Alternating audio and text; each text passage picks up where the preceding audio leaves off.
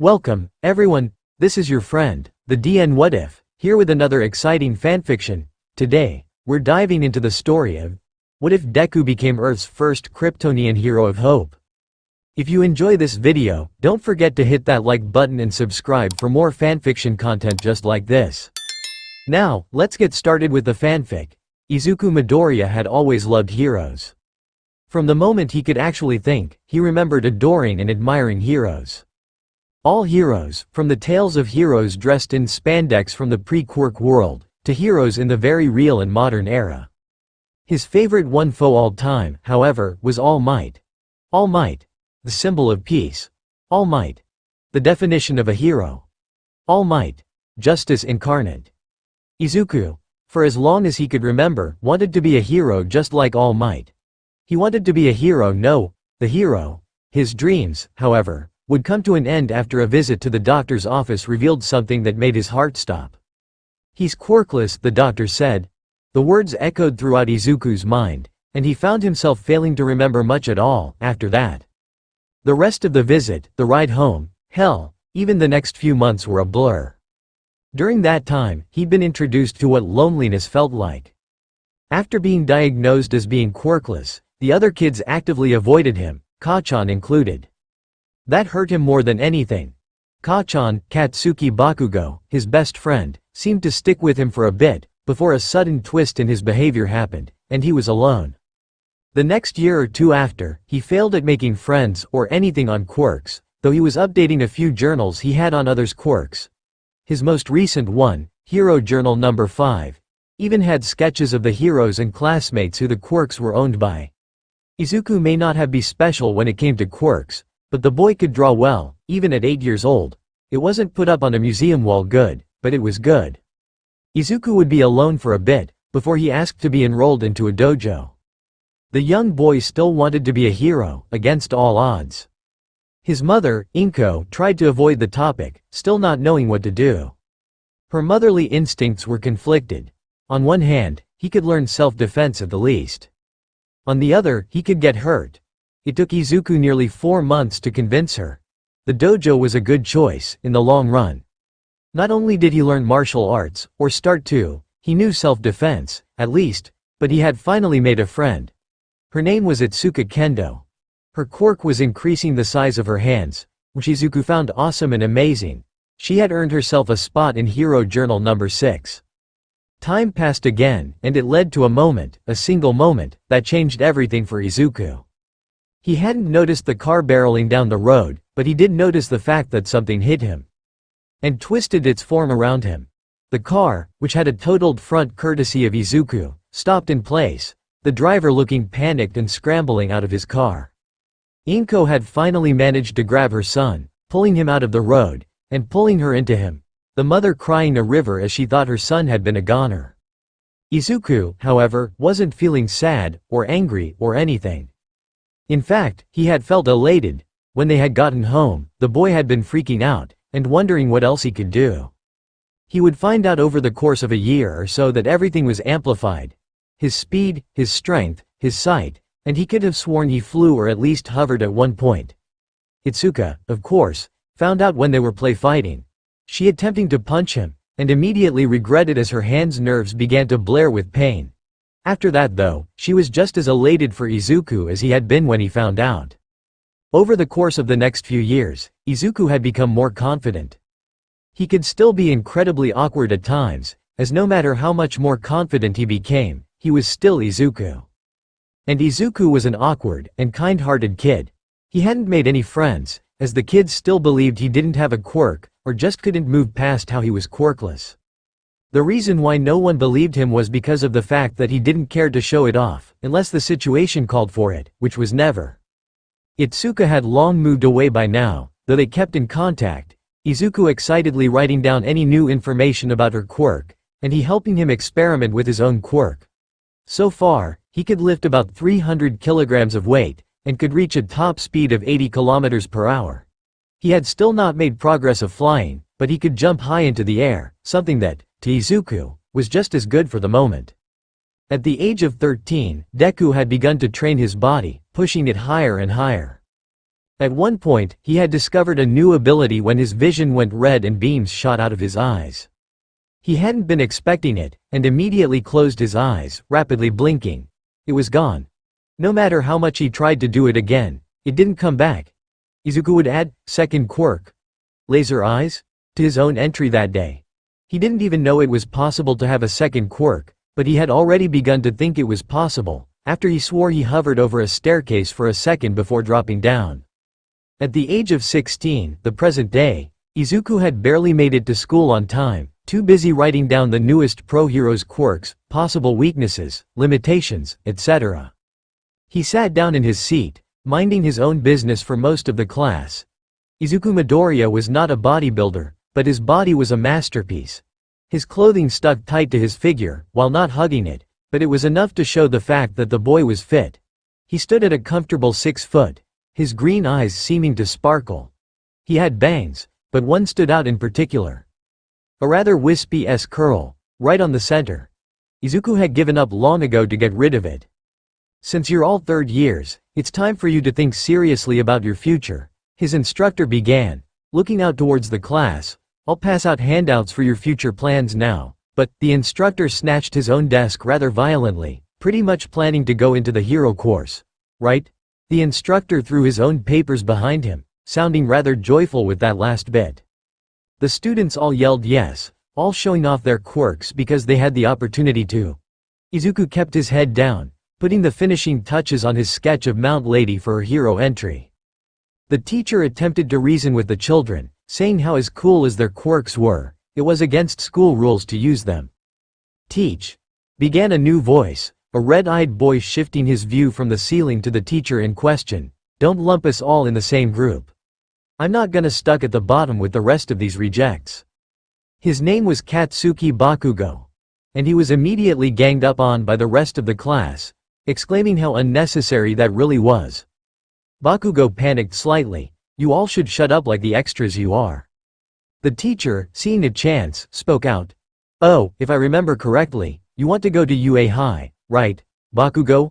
He read it off a paper, and the rest of the class sounded surprised, muttering things about how prestigious it really was. Bakugo began to fix himself in his seat, jumping up into his desk. That's exactly why you all are extras. I aced the mock test. I'm the only one at this school who could possibly get into UA. A new fire lit in the violent teenager's eyes. I'll definitely surpass All Might and become the top hero. He clenched his fist and threw into the air with this proclamation. The teacher continued, unfazed by Bakugo's behavior. Oh yeah, Midoriya wanted to go to UA too, right? The students looked at Deku for a good long moment, before murmurs of agreement went throughout the room. The only one who didn't agree was Bakugo, who stated his opinion rather loudly. He slammed his hands into Midoriya's desk, Izuku only slightly backing away. What? You? What chance do you have? Bakugo shouted loudly, before standing up straight. You have no chance. You're below the rejects. You're quirkless. The class began to quietly murmur, wondering just how Bakugo didn't know. Then, the bell rang. Bakugo backed off for a moment, before backing off completely. It hurt Bakugo hurting for years. But, he had to try and deter him from being a hero. Not for Bakugo's sake, but for his own. But he wasn't winning this battle. He walked out of the classroom after grabbing his things, scoffing in Izuku's direction again before completely walking out of the classroom. He didn't feel like trying to deter Izuku anymore, at the moment. Izuku thanked whatever god he had watching over him for making Bakugo go away, packing up his stuff, and holding onto Hero Journal number 13. He walked out of his class, taking his phone out of his pocket and seeing a message from Itsuka. He smiled as he opened the text, seeing what she had said. Itsuka. Found a new thing I can do with my quirk. Izuku raised an eyebrow, not expecting that. He'd have to find his older journal again, as she hadn't found anything new with her quirk in a long time, other than the fact that with the increased mass, she could lift heavier things. Izuku. Oh, Itsuka. Yeah. I can control how big my hands become, and which parts actually grow. The last part isn't very helpful. Izuku. No, that's very helpful. Izuku, being the fanatic of quirks he was, would grab any information he could. Itsuka. Oh okay. I got homework to do, so, By Izuku. By Izuku pocketed his phone, his brain having auto-piloted him thus far. He came across the tunnel he used when going home. Going through it, he thought he saw nothing. Okay, maybe he saw something but thought it was a raw. Izuku turned around to find anything but a rat. A sludge monster formed in front of him, and his eyes went wide. A villain? Midoriya, while living a world centered around heroes and villains, had never actually come across either. Well, this close, anyways. A medium-sized invisibility cloak, the villain spoke, his voice distorted, before launching itself towards him. Izuku's eyes went wide as he threw himself to the side, his quirk speed coming in handy, and his hero Jorel number 13 being thrown to the side. The villain's rather large smile became even bigger. And with speed, too, Izuku's body went onto autopilot, dodging the attacks while testing out things. Like punches, they were ineffective. The manhole cover would fly up, and a rather big figure would emerge from it. The villain stiffened up, looking at the figure with a glint of fear. All Might would stand, seeing the villain, and a schoolboy. A rather mature-looking schoolboy, too. He focused on the villain. He stamped a foot down, power radiating from it. "It's fine now, young man. I am here." All Might would toss a bag was carrying to the side. Izuku blinked, not expecting that. Actually, he wasn't expecting any of this. His mouth gaped open at the sight of All Might. "All Might," he breathed, his eyes wide with surprise. The next thing Izuku knew, All Might and the villain engaged in a fight. It ending very quickly with All Might pulling back his fist and yelling out his attack. Texas Smash. It barely even connected with him, connecting with the air, and the sludge villain exploded, knocked unconscious. At least, he thinks so, he didn't really know. He blinked for a few moments. All Might looked at the young man, worried. Was he okay? Was he too late? He took a step towards him. "Young man, are yo?" He was interrupted by Midoriya releasing years of pent-up fanboyism upon him. Ahaha. He rushed towards him, his hero journal somehow being picked up in the process. He opened his journal up, his eyes gleaming with excitement. "You're All Might, the #1 hero? See, could you sign this?" "Yes." Midoriya had failed miserably at suppressing his fanboy side. All Might laughed loudly, grabbing the notebook and reaching into his pocket, getting a marker, and signing it before handing it back to the young man. Yes, I know who I am. But who are you?" All Might asked in between laughs. He was impressed by the boy, seeing as he had managed to hold his own against the sludge villain, if you called dodging holding your own. "And my name? I'm Izuku Midoriya," Izuku said excitedly. At least he had stopped vibrating in place, though. "Well, young Midoriya, I have to thank you for your help today. Since you distracted him, I was able to end the fight." The #1 hero would tell the young man before him, before he went through his bag and took out a few bottles of soda, and chugged them, before proceeding to contain the sludge into the bottles. Midoriya was just standing there, his eyes sparkling more than usual. He met All Might. After a few quiet moments passed by, All Might walked back up to young Midoriya. He held up a bottle, before putting it in his pocket. "Well, I have to bring him to the police station. I hope you stay safe, young Midoriya." Izuku nodded, and All Might began to emit steam. "Oh shit." All Might laughed as he crouched down, into a jumping position. "Goodbye," he would say, before launching himself into the air. Izuku stood there, wondering if this was a dream or not. He pinched himself and found out it was not a dream, wincing, wondering why he pinched so hard. Elsewhere, it appeared All Might had not secured the bottle as well as he had thought, it slipping out of his pocket and falling to the street below. Bakugo was walking with two of his lackeys through an alley. It was a shortcut to his house, though Bakugo expected them to piss off before they actually reached his house. One of the lackeys, disturbed by the silence, spoke up. "Hey, Katsuki, you held back today, didn't you?" Bakugo immediately knew what he was talking about, especially when the second added, "Normally you say a lot worse." Bakugo looked at them, his mouth a straight line, his red eyes gleaming with anger. "He probably already heard enough to not get in my way," Bakugo replied, kicking a bottle with an odd green liquid inside. "Yeah, probably," the second lackey agreed. The three stopped. Bakugo snarled, crushing a can he had in his hand before outright causing it to explode, turning it into ashes. He flashed back to a memory, one back from when he and Midoriya were considered friends. "We're gonna be heroes, Kacchan," young Midoriya said, running around in an All Might onesie. "Nothing will stand in our way," Bakugo snapped out of it. "He's just a teenager stuck in his childhood dreams," Bakugo growled, before continuing, "Just watching him pisses me off. In all actuality, it did. Why couldn't he understand? He stood no chance without a quirk, he'd get himself killed." The two lackeys looked at each other, before looking at Bakugo. "How about we go to the arcade?" one suggested, and Bakugo grunted in response. Maybe destroying these extras in video games would help calm him down. Then, the two lackeys' faces twisted in horror, pointing to behind Bakugo. "What is that?" Bakugo would turn around, and come face to face with the sludge monster from before. Him kicking open his temporary prison had been helpful for the villain. An invisible cloak with a great quirk. Its jaws opened wide, as it made its move on Bakugo. Elsewhere, Midoriya was taking a shortcut through the city when he felt the rumble. An explosion? From where? Why? Those were his initial questions, before his mind went to work. A battle means heroes. Heroes in battle means the ability to analyze their quirks.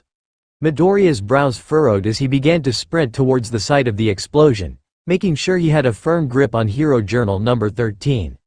This was going to be a family heirloom. Well, first he needs to make sure he has kids to pass it on to, but that's not the point. When he arrived, he found heroes, pro-heroes, standing around. The sludge villain. How did he escape? All Might had captured him. Unknown to Midoriya, Toshinori, All Might, was standing at the other end of the crowd, lamenting his failure. He slammed his arm into the wall he stood against, panting heavily. The hero had lost his ability to be a hero 24/7. He had a time limit. 3 hours a day. The rest of it, he was forced to spend as a nearly skeletal being.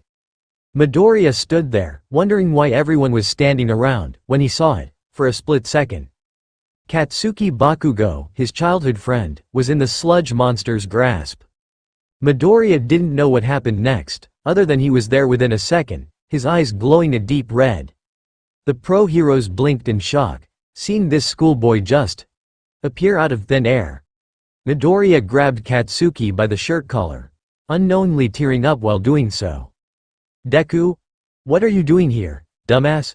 You looked like you needed help," Midoriya shouted in response, before slamming his fist through the sludge monster and tearing him free of the sludge monster's grip. The pro-heroes, Toshinori, and the crowd took a step back as Katsuki was tossed into the arms of Death Arms, which was really ironic. Katsuki scrambled out of his grip, looking towards Izuku and the sludge monster. "Dumbass!" Katsuki screamed out, "What are you doing?" Midoriya, however, didn't hear him. Not this time. Midoriya ducked a swing from one of the sludge monster's tentacle, before taking another one head-on. The schoolboy was sent back a foot or two, before he snarled, tears running down his face. He had nearly lost his friend to this monster. He pulled his arm back, his uniform's sleeve tearing apart from the speed he did so, before he threw it towards the sludge villain. The force was something else entirely. Toshinori barely managed to grab onto the pole near him as the crowd was sent back, along with the pro-heroes. Mount Lady, who wasn't able to do anything, had a hard time standing up. The shockwave was quick and powerful, and the sludge villain exploded once more, unconscious again. The skies grew dark as rain began to slowly drop down. He had created rain by punching. Izuku looked at his own hand, his eyes wide as he began to try and calculate how he did that. Toshinori finally came back to his senses and realized what had happened. His pupils dilated, becoming smaller. That boy had run out with the intention of saving his friend when pro-heroes did nothing. He gasped as he realized what he had found. A hero. A hero at heart, not in profession. "My successor," he whispered quietly, his eyebrow lifting upwards. Oh, how Izuku wished things went smoothly afterwards. The heroes collected the sludge, and safely handed it over to the police. After that, Izuku found himself on the end of a scolding from not one, not two, but 3 heroes. "Geez, there's a limit to how rash you can be," Death Arms spoke in a raised voice, his hands on his hips. He was a bulkier hero, wearing a caution tape visor, gauntlets, pants and a tight green vest. Beside him, his fellow pro-heroes, Mount Lady, and Kamui Wood, who were on the sides of him. Mount Lady, a short, slender blonde with a mostly white suit with blue and orange, was currently sending the most hate-filled glare she could muster. Izuku sweat from its intensity. There was no reason to put yourself in danger. Kamui Wood continued for Death Arms. There was a few seconds pause, before he continued. Kamui Wood was a taller, yet still shorter than Death Arms, hero. He had what looked like a black shirt and pants, a wooden mask and helmet covering his head, and his arms exposed. His boots, or shoes, were also made of wood. That being said, that was awesome. Kamui Wood's hands were now in front of him, splayed out. Death Arms chuckled at his ally's comment, while Mount Lady held a look of betrayal. The younger heroine was livid with this kid, because he made her out to be a joke, at least, that's what she thought. I have to say, I agree with that. You have some real power, kid. Death Arms would say this while crossing his arms. When you become a pro, you should come to my agency. Izuku blinked, not at all expecting this, but he got up and laughed nervously, nodding. Mount Lady's glare intensified tenfold, and Izuku forced himself to look away. Stay safe, kid. And don't throw yourself out to any other fights, Kamui Wood called out as Izuku quickly walked away. He would then turn his head towards Mount Lady, sighing. He then saw a good opportunity. You keep staring like that, and I'll start thinking you're a cradle snatcher. Mount Lady gawked, a squeal-like noise coming out of her throat as she turned her glare towards Kamui, who was currently holding back laughter as he looked at her face light up like a Christmas light. He stole my debut, and I am not that old. Kamui gained a tick mark on his forehead. Are you kidding? You did the same thing? Besides, no one besides the crowd saw him?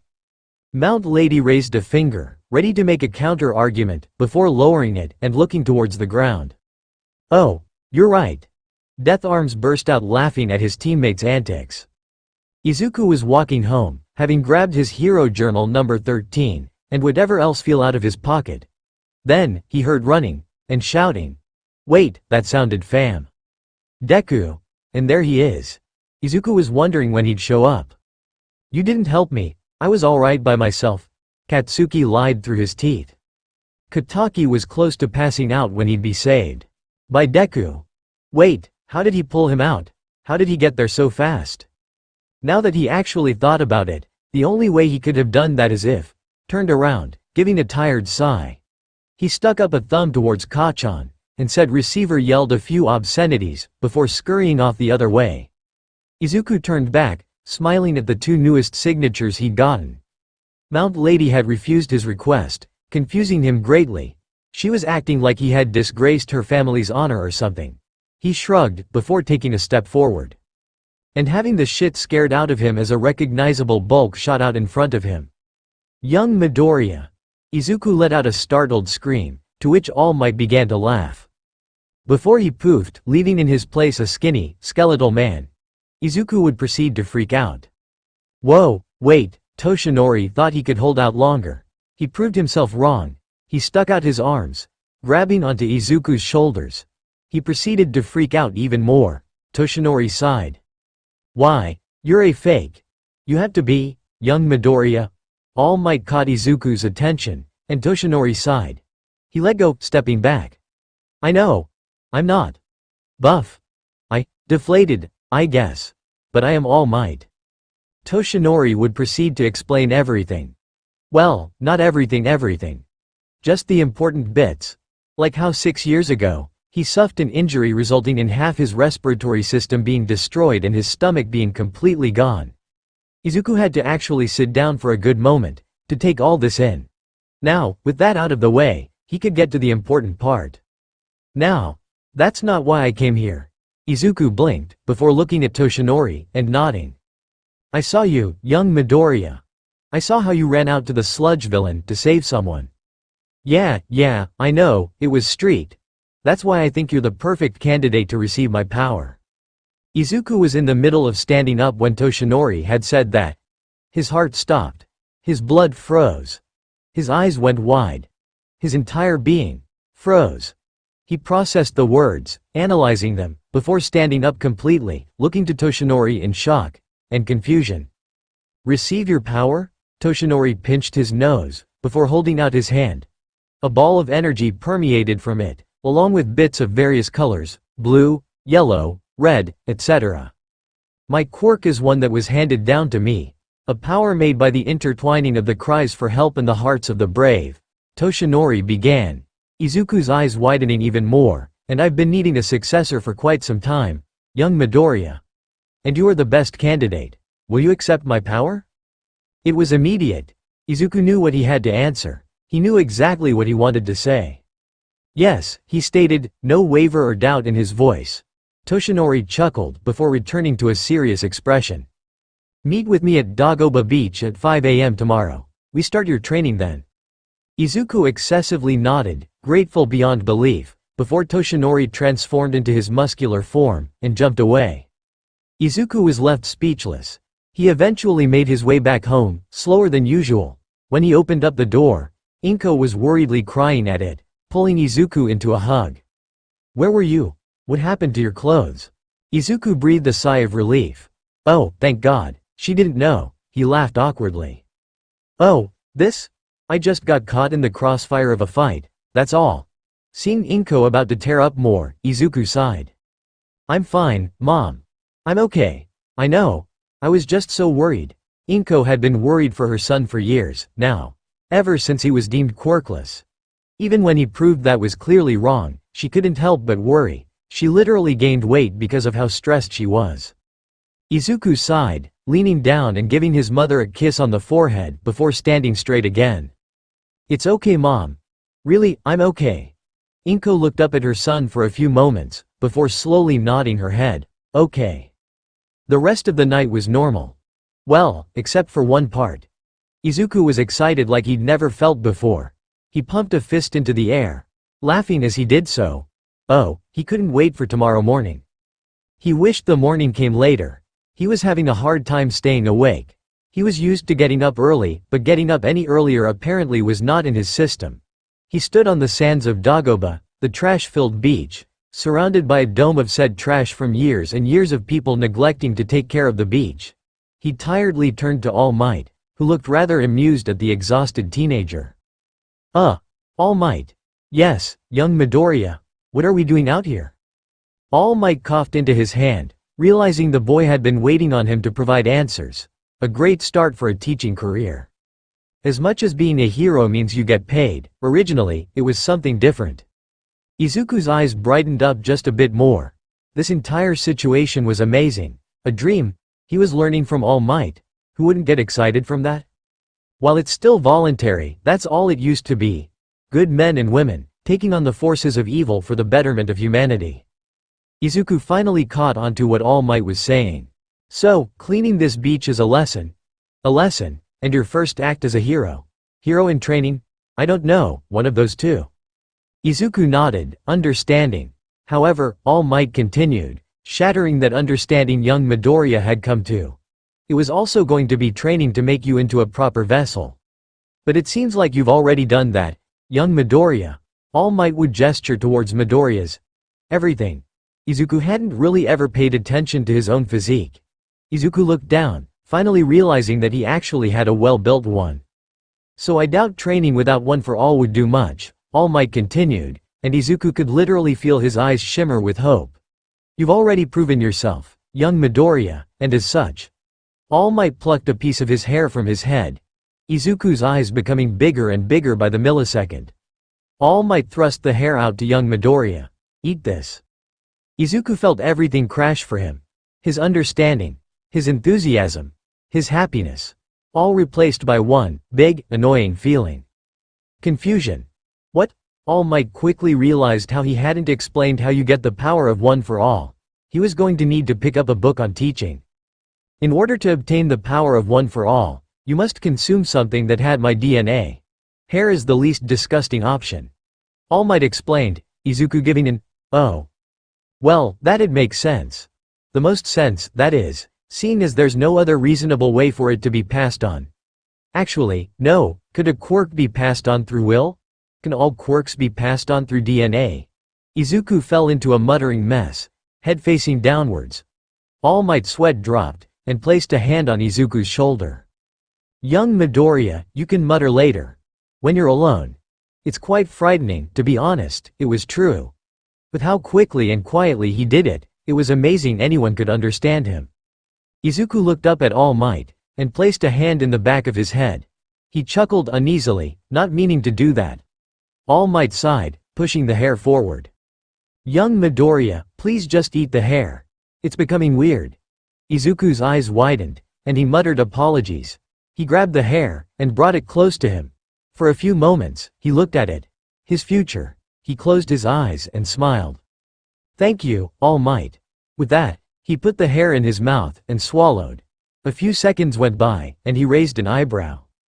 I don't feel anything. Then it hit him like a truck on steroids. He no longer saw All Might. He saw a skeleton, an organ system. He saw right through the trash that was on the beach. He closed his eyes, and he could still see it all. He heard everything. Every noise. Every scream, every car, every laugh, everything. There was one thing Izuku couldn't hear over the noise, though, his own screaming. All Might took several steps forward, and grabbed the collapsing boy by his shoulders. Young Midoriya. This hasn't happened before happen. He didn't have it happen. Why was young Midoriya having it happen? He sounded like he was in agonizing pain. Izuku didn't understand. He could see through his eyelids. He could see through the world. He wanted this. Izuku's consciousness faded as he passed out, the strain of what had happened being too much for him to bear. He actually heard what All Might said before he passed out, though. Hang in there, young Midoriya. Then it all went black. Izuku woke up. He thought. He couldn't hear anything. He looked around, and realized he was in what looked like a void. He blinked once, then again, and again, and again, before slapping a hand to his face. Oh, good going, Izuku. You're dead, now. Why does the universe hate me? It doesn't hate you, otherwise you wouldn't be here, a voice from behind called out. Izuku whipped himself around, not expecting any kind of response. He saw a woman. A tall woman with black hair, a mostly black costume, and a white cape. Around her waist was a smaller red cape. Her boots and gloves were yellow, and her physique was a built one. Who are you? Are you Death? Is Death a girl? Oh no, I didn't get to say goodbye to my mom or my friend. He was interrupted by the woman's laughter. Ah ha ha, snort, ha ha ha. She wiped a small tear from her eye. Apparently, Death had a sense of humor. One that confused the already frightened boy.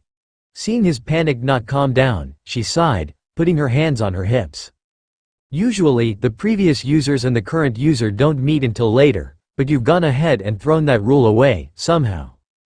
Previo. It clicked. Izuku's eyes widened and his mouth opened, a gasp coming out of his mouth. There we go. I was worried we fried your brain. I'm Nana, the 7th user. Izuku looked down, and felt dumb. He felt really dumb. How did he not see it? He actually had no way of knowing, but he felt like he should have. YD. Wow, Toshi wasn't kidding. You can mutter up a storm? Izuku looked back up, smacking a hand to his mouth, saying a sorry as an embarrassed blush came across his face. Nana laughed again. Don't worry about it. She suddenly looked to the side, giving a nod. Well, our time is done. See you later, Izuku. Izuku didn't know what she meant. What did she mean later? He couldn't get an answer as she faded from view. The void lifted as Izuku actually opened his eyes, spotting a worrying Toshinori and an elderly woman smacking him on the head with a stick. You shouldn't have been too careless, Yagi. Now look at the boy, he's awake. Toshinori appeared at Izuku's side in the blink of an eye, a relieved look washing over his face. Young Midoriya. Are you okay? Are you who? I'm fine, Izuku said, before slowly moving his hands up to his ears. Everything was back to normal. He didn't. What happened? All Might, what happened while I was? Whatever this is. You passed out, young Midoriya. I was worried that the power of One for All had been too much for you. So I you were crying, heroically called for Recovery Girl's assistance. You are currently in the UA. Izuku's eyes widened as he shot up, nearly leaping out of bed altogether. You're fine, Recovery Girl filled in. It seems that you just passed out. From the way Toshinori puts it, though, you were in agony. What happened? Izuku blinked, before giving a nervous look. He began to try and explain.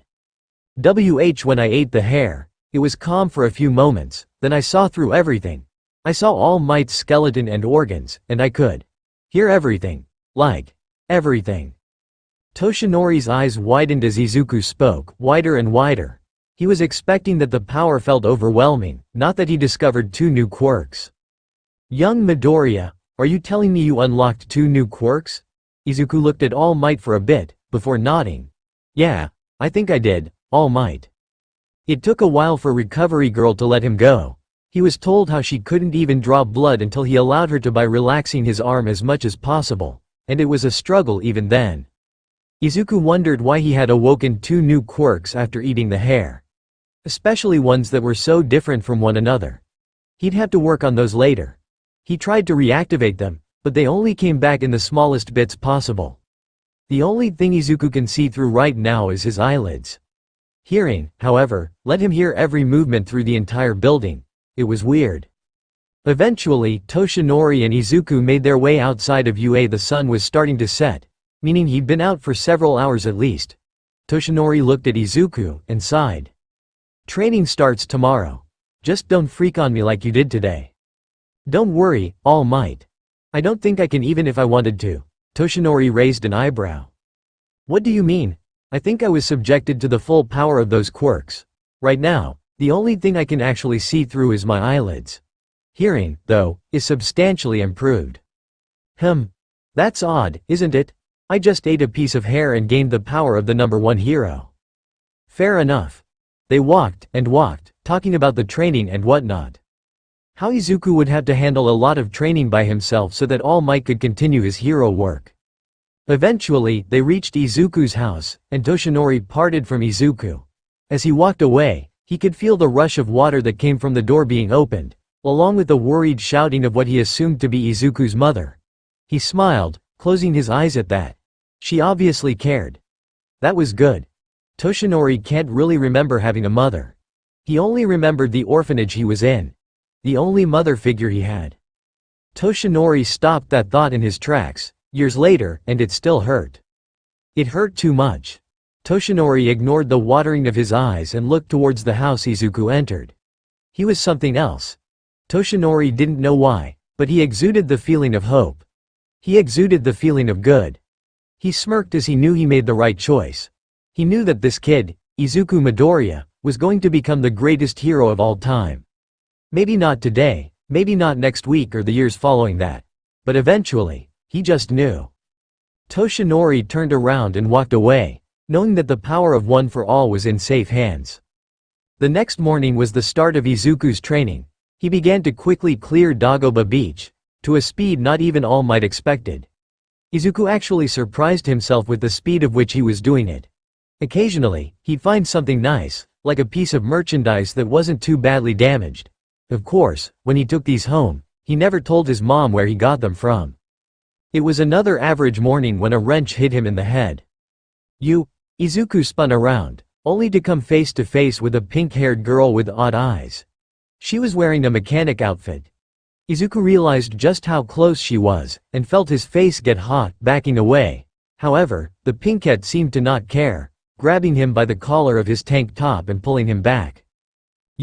The stranger repeated herself. Me? You're the reason why I'm running out of resources for my babies. I'm sore. Wait, what?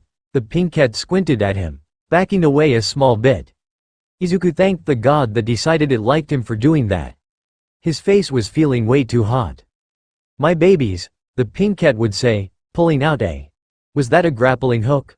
Why wah, ooh, oh, it all made sense now. Oh, I'm taking your resources. Izuku gave a nervous laugh and rubbed the back of his head. The pinkette stopped squinting, and put a hand on her hip. Izuku did not feel any tension ease. Well, I'm sorry, but I need to clean this beach. Why this beach? Because it's the dirtiest, you're literally scavenging from here. The pinkette looked on in thought for a moment, before sighing. She put her hands on her hips, and smiled. Izuku for some reason felt very intimidated by the smile. Okay, but on one content making a duh. I get all the scraps so I can make more babies. Izuku blinked. Maybe this wasn't going to be as bad as he thought it was. Yeah, I can agree to that. After a moment of silence, the pinkhead stuck her hand out. "I'm Mei Hatsume. And you just became my favorite client." Izuku walked forward and cautiously accepted the handshake before realizing what she had said. "Client? But in exchange for letting me make more babies, you can ask for some." "I can make anything." She pulled her hand back, and placed it on her hip again. Izuku sighed. Well, he didn't have room to complain. This could be good in the long run. His new support was very talkative, and very excited to show off her babies. Great, he hadn't even entered the hero course and he had already chosen his support. Or, the support chose him. One of those two things happened and Izuku believed it to be the latter. After they exchanged numbers and he got a location to dump the material off, Izuku got right back to work. Works would go by, Hatsume showing up occasionally to show her latest baby. They had a 50-50 chance of either working exactly as intended or blowing up in her face. She never faltered, though. He once asked why she was never upset, and she told him that it was because failure always led to success. Izuku laughed at that one. One morning, the beach was finally cleared. Toshinori walked up, and was taken aback, before hearing a victorious yell. He looked to his right, seeing young Midoriya on a pile of garbage, yelling victoriously. "Oh my." Toshinori flexed, and smiled, becoming the #1 hero everyone loved. Goodness, All Might stood proud, before rushing to where Izuku had landed. His physique hadn't changed much, other than becoming much more defined. Damn. This kid was built. "I did it," Izuku cheered, All Might giving a hearty laugh and patting his apprentice on the back. "You did well, young Midoriya. You even finished 4 months before the test to get into UA." Izuku felt happy. Extremely happy. He had done it. He did it. No one else. Though, people did occasionally walk by, and he swore one even took a picture of him at work, grabbing a boat, yes, a boat, and throwing it into the pile he had for Hatsume's salvage yard. Every day he came back, the yard was empty, Hatsume standing there with an innocent smile. Izuku may be powerful, but Hatsume scared him more than anything. Yeah, now I can train without having to worry about throwing trash into the ocean, Izuku joked, to which All Might laughed. Indeed, young Midoriya. All Might wasn't showing it, not fully, but he was beaming. He was so proud of young Midoriya. He had chosen a good successor. Nana would be proud. "Now, I'm going to go on my morning run." All Might nodded, and the young boy was off. Dear Lord. He was a fast one. All Might let out a small chuckle and shook his head, before getting into a leaping position. He looked over to Izuku in the distance one last time, before leaping towards the city. About a week had passed. Midoriya yawned as he stretched, touching his toes. He stood back up, cracking his knuckles, before getting into a running position. 3, 2, 1, and he was off. Izuku loved the feeling of freedom he got from this. It was great. What wasn't great was accidentally running into someone. With a yelp of surprise from both him and the person he ran into, they tumbled down into the beach. Izuku ended up shifting himself so he took the fall, and hit the ground, sliding due to the speed he hit then at. Izuku closed his eyes, and after landing, he opened them. He felt a mass on his chest and stomach. He looked down, and came face to face with a girl. A beautiful girl. On top of him. Izuku's face became a crimson, as did the girl's, and they both scrambled up, Izuku muttering apologies and making sure she was alright. The young lady had black hair, it being in a ponytail. Her skin was a pale tone, and her bust was rather large. Izuku, being the kind young man he was, noticed, but didn't focus on that. Or tried not to. "Are you okay?" "Yes, I'm alright. Are you okay?" "Why are you asking me? I ran into you. But you took the brunt of the fall." "Well, I couldn't let you take the fall, it would have hurt like hell." It didn't hurt him. His skin was practically invulnerable to anything that he's tested it against, so far, much to the horror of his mother. After a few awkward moments, and coming to an understanding, the two sat in an awkward silence. At least, until the girl spoke. "I'm Momo Yaoyorozu, it's nice to make your acquaintance," she would finish by putting her hand out awkwardly. Izuku took her hand, and shook it, before taking his hand back and using it to scratch that back of his head. "I'm Izuku Midoriya. I'm so sorry for No, you don't have to Apo. But I ran into you, not on purpose." Damn, she got him there. Izuku awkwardly grabbed his other arm, and quickly realized that he was in fact shirtless. In front of a girl. A beautiful girl. Izuku was going to transcend all known colors with how red his face got. "Ah, well, what brings you here?" "Oh, I just moved here recently. I decided to get to know the area. I decided to visit the beach, since I heard that it was recently cleaned. Apparently one person did it too, which is an amazing achievement." Izuku laughed at that bit, before seeing the look Yaoyorozu sent his way. "Oh, well, yeah. I bet it took a lot of hard work, too. No kidding, all the pictures of this beach showed a trash heap, and now it's this." The two would continue to talk, Izuku doing his best to keep his eyes on her face and not her. Other features. He may be a respectful teenager, but he was still exactly that. A teenager.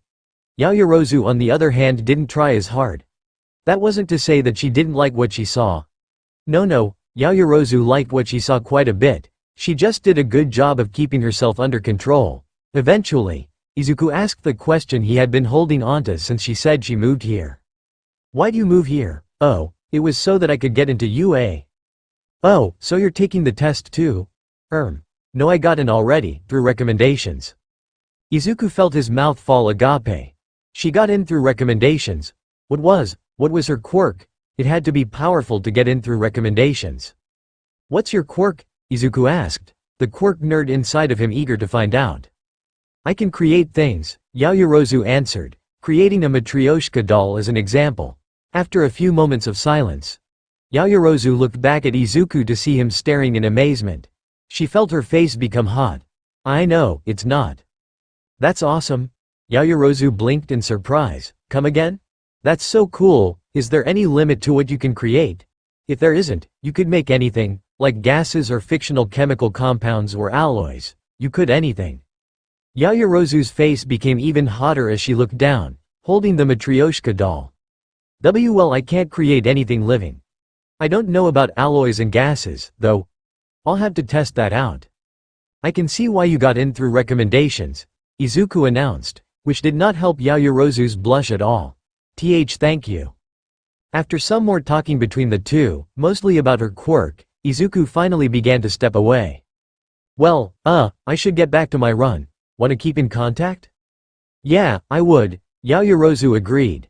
They pulled out their phones and exchanged numbers before Izuku put his away. He began to walk away, when Yaoyorozu called out to him. "Oh, one last thing." Izuku turned around, looking at Yaoyorozu with curious eyes. "You can call me Momo." Izuku nodded, smiling as he did so. "You can call me Izuku." Then, after a nod from Momo, and a smile appearing on her face, Izuku turned around, and sped off. Izuku only realized what he did when he was far away. He had successfully talked to a girl. He had held a full-on conversation. He would have to celebrate this achievement later.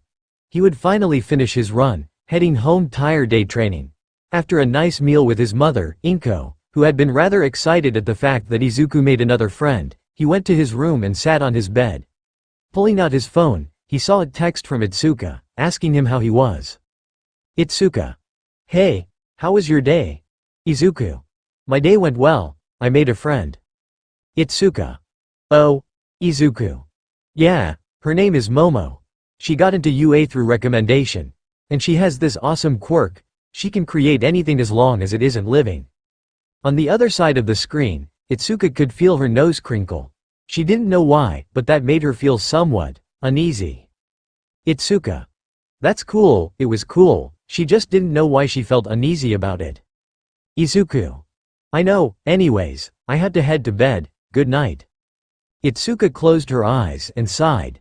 They talked often, but it was always short. Hopefully it wouldn't be like that when they got into UA. That was a surprise she couldn't wait to reveal to Izuku. Back to Izuku's side, he turned off his phone and lay down. He turned onto his back and looked up. Life had been looking up for the teenager, and he was excited. He closed his eyes and drifted into sleep, finding it hard to wait for the next few months to pass by. 2 months. 2 months until the exam started. 2 months until the start of Izuku's hero career. 2 months of training ahead, and Izuku found himself wishing he could do it today. He was excited beyond belief. He was sure he'd do well enough before, but now he was sure he'd pass the exam, both practical and written. It definitely helped when Momo had to take both beforehand because of her recommendation. Though, Izuku studied on his own as best he could, not knowing if the exams for recommended examinees differed from the average examinees. When he wasn't studying or going to school, he was training. When he wasn't training, he was relaxing, or socializing. Young Izuku found that Bakugo no longer seemed anywhere near as hostile towards him as he was before. He still spoke in his natural tongue, of course, but there was a certain type of friendliness laced in his wording. Izuku even found his childhood friend apologizing to him sometimes. Now, that caused him to physically recoil. However, it seemed this behavior was exclusive to Midoriya, and Midoriya only, as he saw him blow up a locker because the kid angered him. Izuku theorized it had something to do with the sludge villain, which it could have. Unfortunately, he knew that even if he asked him, he would deny it outright. One sunny morning, Izuku headed for the beach, where he intended to train a bit. Get his body used to throwing punches and kicks. The first time he started that, his arms hurt like actual hell. Even with his immense strength, he found it hard to even lift his arm. But it was getting better with time. Another thing to note was how energized he felt in the sun. He hadn't even noticed it before, but he never got sunburned. So either he had some really good genetics, this was part of his quirk, or this was part of One for All. On the topic of One for All, Izuku had began to theorize almost immediately about the power of One for All, especially after he began to train with it a bit. It put a heavy strain on Izuku's body, one he wasn't familiar with. His bones felt like they were going to snap, his arms explode. But the sheer power was incredible. Strength beyond measure. Even All Might was impressed when Izuku demonstrated by throwing a punch out to sea, causing enormous waves that clashed into each other, creating a very large ripple effect. It quickly went from awe to a game of get to high ground. It also turned into a game of how to hide his bloodied arm from his mother. About a month from the exam, Izuku started hearing a pinging noise. It wasn't loud, and it didn't hurt his ears, but it seemed he was the only one to hear it. "Hey, All Might?" Izuku called, All Might turning to face his protege, his smile never faltering for a moment. "Yes, young Midoriya." Izuku scratched the back of his head, another ping sounding off. It sounded like it was coming from the north, but he couldn't place exactly where in the north. "Do you hear a weird pinging noise? Like it's coming from the north?" All Might continued looking at his protege, before his brow furrowed a bit in confusion. Just from that reaction, Izuku knew the coming answer. "No, young Midoriya, I don't think I do." "Why?" Izuku's nervous habit kicked in, him laughing nervously, and clasping his hands together. "And no reason. Jay just heard this rumor about it, that's all." Izuku lied, hoping his lie would work. At the sight of All Might relaxing, he knew it did in fact work. After that, Izuku kept the pinging noise to himself, not wanting to worry anyone. During the piece before the exam, Izuku chat with his friends. Momo, Itsuka. Hatsume sometimes? Hatsume normally texted him about her latest baby. After a near catastrophe with her last baby, she wasn't allowed to come to the beach anymore. Hatsume understood, but she would still share the details of her inventions with Izuku. He didn't mind, not at all. And this was his routine until Izuku woke up to his alarm, jolting out of bed. It was the day. The day of the exam, he got out of bed, slipping into his uniform, and exiting his bedroom. Taking a turn, and going down the hall, he found himself in the kitchen. His mother was at the table, eating a small breakfast. The younger Midoriya grabbed a box of cereal and a bowl, and filled it up before grabbing the milk carton in the fridge and pouring some in. He sat down after putting both the milk and cereal away, and grabbing a spoon. He quickly began to eat, much to his mother's amusement. "If you aren't careful, you might choke," the tired mother said to her energetic son. He responded with a nod of acknowledgement, before proceeding to not slow down. She chuckled lightly at his antics. The younger Midoriya finished in seconds. He spotted the clock, and his eyes widened, scrambling out of his chair. He got out successfully, before running towards the door, grabbing his backpack and barely slipping on his shoes. "I love you, Mom, bye." Izuku called out over the chaos that was his exit. The mother called back to him, telling him to be safe and be careful, and then the front door opened and shut, the younger Midoriya slipping out the door. Izuku began sprinting to the campus of UA, the school which both exams took place. As he casually ran beside cars and past entire buildings in seconds, he was telling himself to keep calm. He couldn't believe the day had finally come, the day he had been looking forward to since he was a kid. To say he was barely restraining himself from freaking out was an understatement. Within minutes, he managed to get there. He slowed down completely, looking in awe at the gate of Ua. He slowly walked in, walking down the path towards the test location. He stood proud, and he stood tall, and "Move, Deku." Izuku turned around, and saw Kacchan approaching. He felt the corner of lip twitch upwards, taking a step back. "Morning, Kacchan." "Let's do our best." Kacchan walked past him, barely acknowledging him, but he stopped a few feet in front of Izuku, turning his head slightly. "Don't die, dumbass. Please." With that, he continued his walk towards the building they were guided to. Izuku nodded, not planning to do so. Besides, there's no way that the UA would actually endanger the students, right? Young Midoriya stuffed that thought down. He took a step forward, a step towards his foot. And he tripped. On his own foot. Midoriya felt all of his self-belief fade, the end drawing near. His eyes focused on the ground as the small smile he had refused to leave. He waited for it, the drop, but it never came. He turned his head to the side, seeing a girl there. She was much shorter than Izuku, and had a round face with what seemed to be 2 permanent blush marks on her cheeks. Her hair and eyes were the same brown color. She gave a smile, and Izuku felt his heart thump harder than usual. "Sorry for using my quirk without asking. I figured it's bad luck to fall before the exam." Izuku's smile turned real. "That was nice." And then she put him upright, Izuku's heart stopping and starting simultaneously, and pressed her hands together, Izuku dropping onto the ground. Izuku's cheeks were red, but she either didn't notice or care. "Let's do our best, see ya." And just like that, she continued walking. Izuku didn't know what it was, but he found himself unable to speak. He's talked to girls before, why was it hard to say something now? Of course, there was always an awkward pause or beginning for hi, ooh, oh. By the time he regained his ability to speak, she was gone. As soon as he saw he again, he needed to thank her for letting him not faceplant into the ground. It was only a few seconds until he heard someone call out his name, which startled the hell out of the boy. Izuku. He turned around towards the source of his name, his eyes wide and his eyebrows confused on if they should furrow or raise.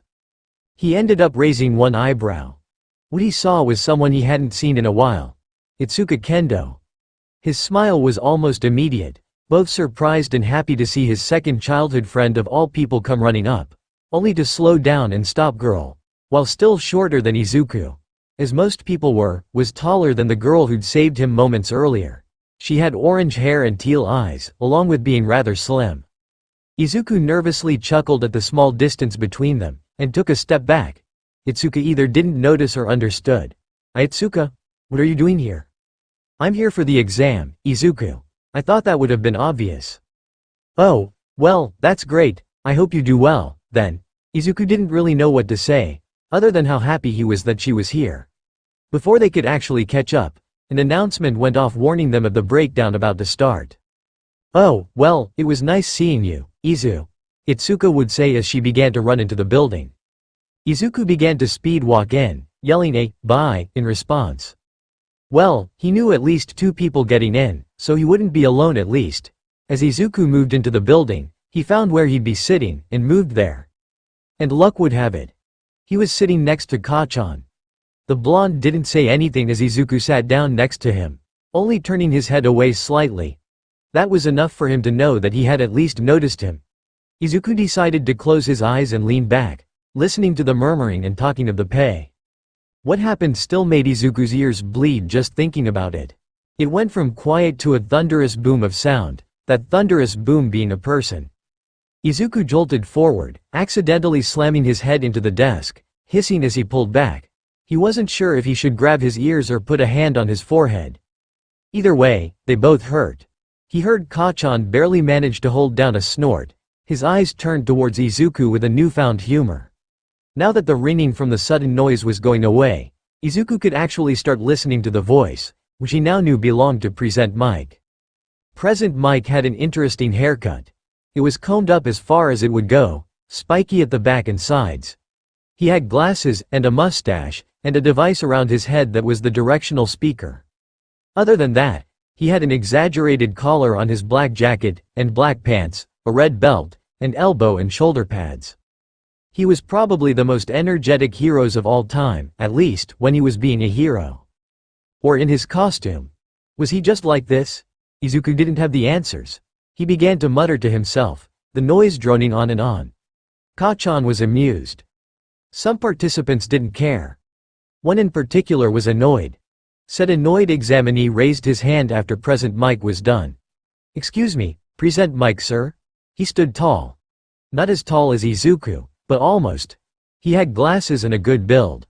He held up his exam prep paper, and pointed to it. "You mentioned 3 villains, but this sheet clearly states that there are 4 types. If this is an error, this is a serious oversight, especially for a school as prestigious as UA." The student then turned towards Izuku, a steely glint in his eye. "And you, stop muttering, it's distracting and honestly frightening." Izuku sunk into his seat as some kids laughed, Ka-chan letting out a deep, quiet growl. Izuku turned to Ka-chan, his brows raising just a bit. Why was he growling? Was it because the student had called him out? He wasn't sure. "Thanks for bringing that up, examinee 7111. The first 3 give you points, 1-pointer, 2-pointer, 3-pointer. Well, the 4th one is a 0-pointer. It's more of an obstacle than anything. And if you do manage to take it down, it reduces your score to 0. So avoid it at all costs. Good luck," present Mike added mentally. After that, all that was left to do was report to where they were supposed to go. Ka-chan left Midoriya for his station. The written test was nothing. He'd aced it, he really had to thank Momo for her help on that later. He wondered how she was doing, actually, not the time. Now he was standing just outside a group of what he could only assume was 50 or so examinees. He saw a pink-skinned girl and a red boy excitedly chatting, and he looked around to see a blonde kid staring at him with this odd smile. Izuku felt intimidated by the smile. Something was wrong, there had to be something wrong. The angle, the smile itself, the eyes. Izuku tore his gaze away from the blonde, unable to continue trying to examine him. Then he saw the same girl from earlier. Oh, yeah. He needed to thank her. He began to walk towards her, confident in how he was going to do this. All he needed to do and there's a hand in his shoulder. He turned around and saw the glasses-wearing boy from before, now glaring intently at him. Izuku stared back. Oh boy. He looked from Izuku to the girl from before, speaking with confidence and seriousness. That girl appears to be trying to focus. He turned his gaze back to Izuku, who was keeping as straight a face as possible. What are you doing here? Are you taking the entrance exam to interfere with everyone else? No, I was. Izuku fell into a rambling mess, before sighing, hearing the other students begin to talk about him. Isn't that the guy who tripped? What's he doing here? One less rival, at least. Izuku sighed, closing his eyes for a moment. They snapped open, and he looked at the student with a newfound confidence. No, I was going to thank her for not letting me trip. The student seemed to lose his own confidence for a split second, his face falling. Okay, start, and just like that, Izuku was gone. The students all looked at the boy, who had run into the makeshift city. The other examinees looked at the source of the voice, present Mike, in confusion and surprise.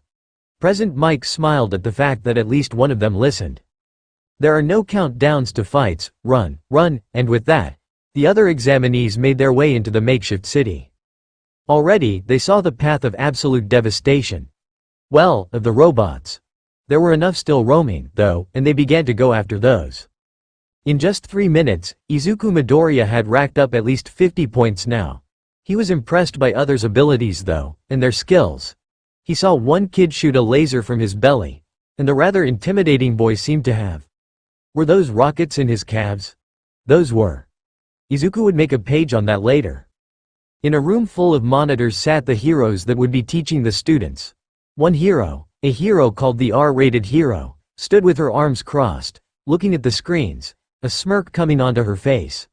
Midnight spoke, her smirk not leaving her face. This year's batch looks exciting, wouldn't you say, Aizawa? The mentioned teacher grumbled in response, his tired eyes not leaving the screen for a second. It was true, many of them did look promising. He just hoped he didn't end up with any glass cannons. Midnight seemed to take his response as a confirmation, her smirk growing even bigger. Aizawa didn't care.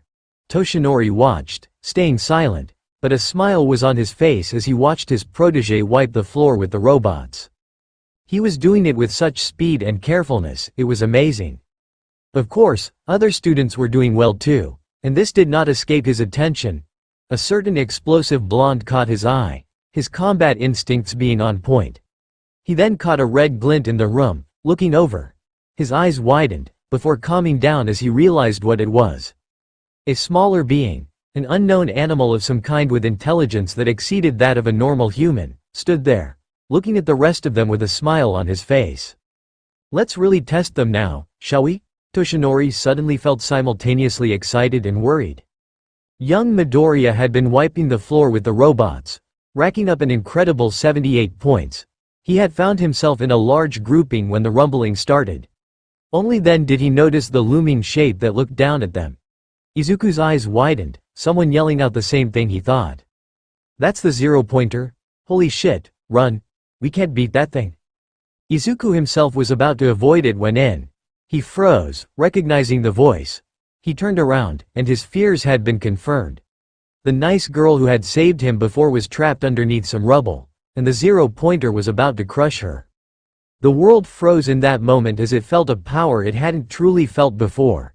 Izuku's body sparked with red and green energy, his eyes turning red as he was suddenly gone in the blink of an eye. A blur barely taking his place as he disappeared. The boy with glasses from before stopped running when he saw that. He spun around, questioning where he went when he saw it, something he hadn't expected at all. Uraraka was not having a pleasant day. It started off nice, her saving a rather nice, built guy from falling on his first day.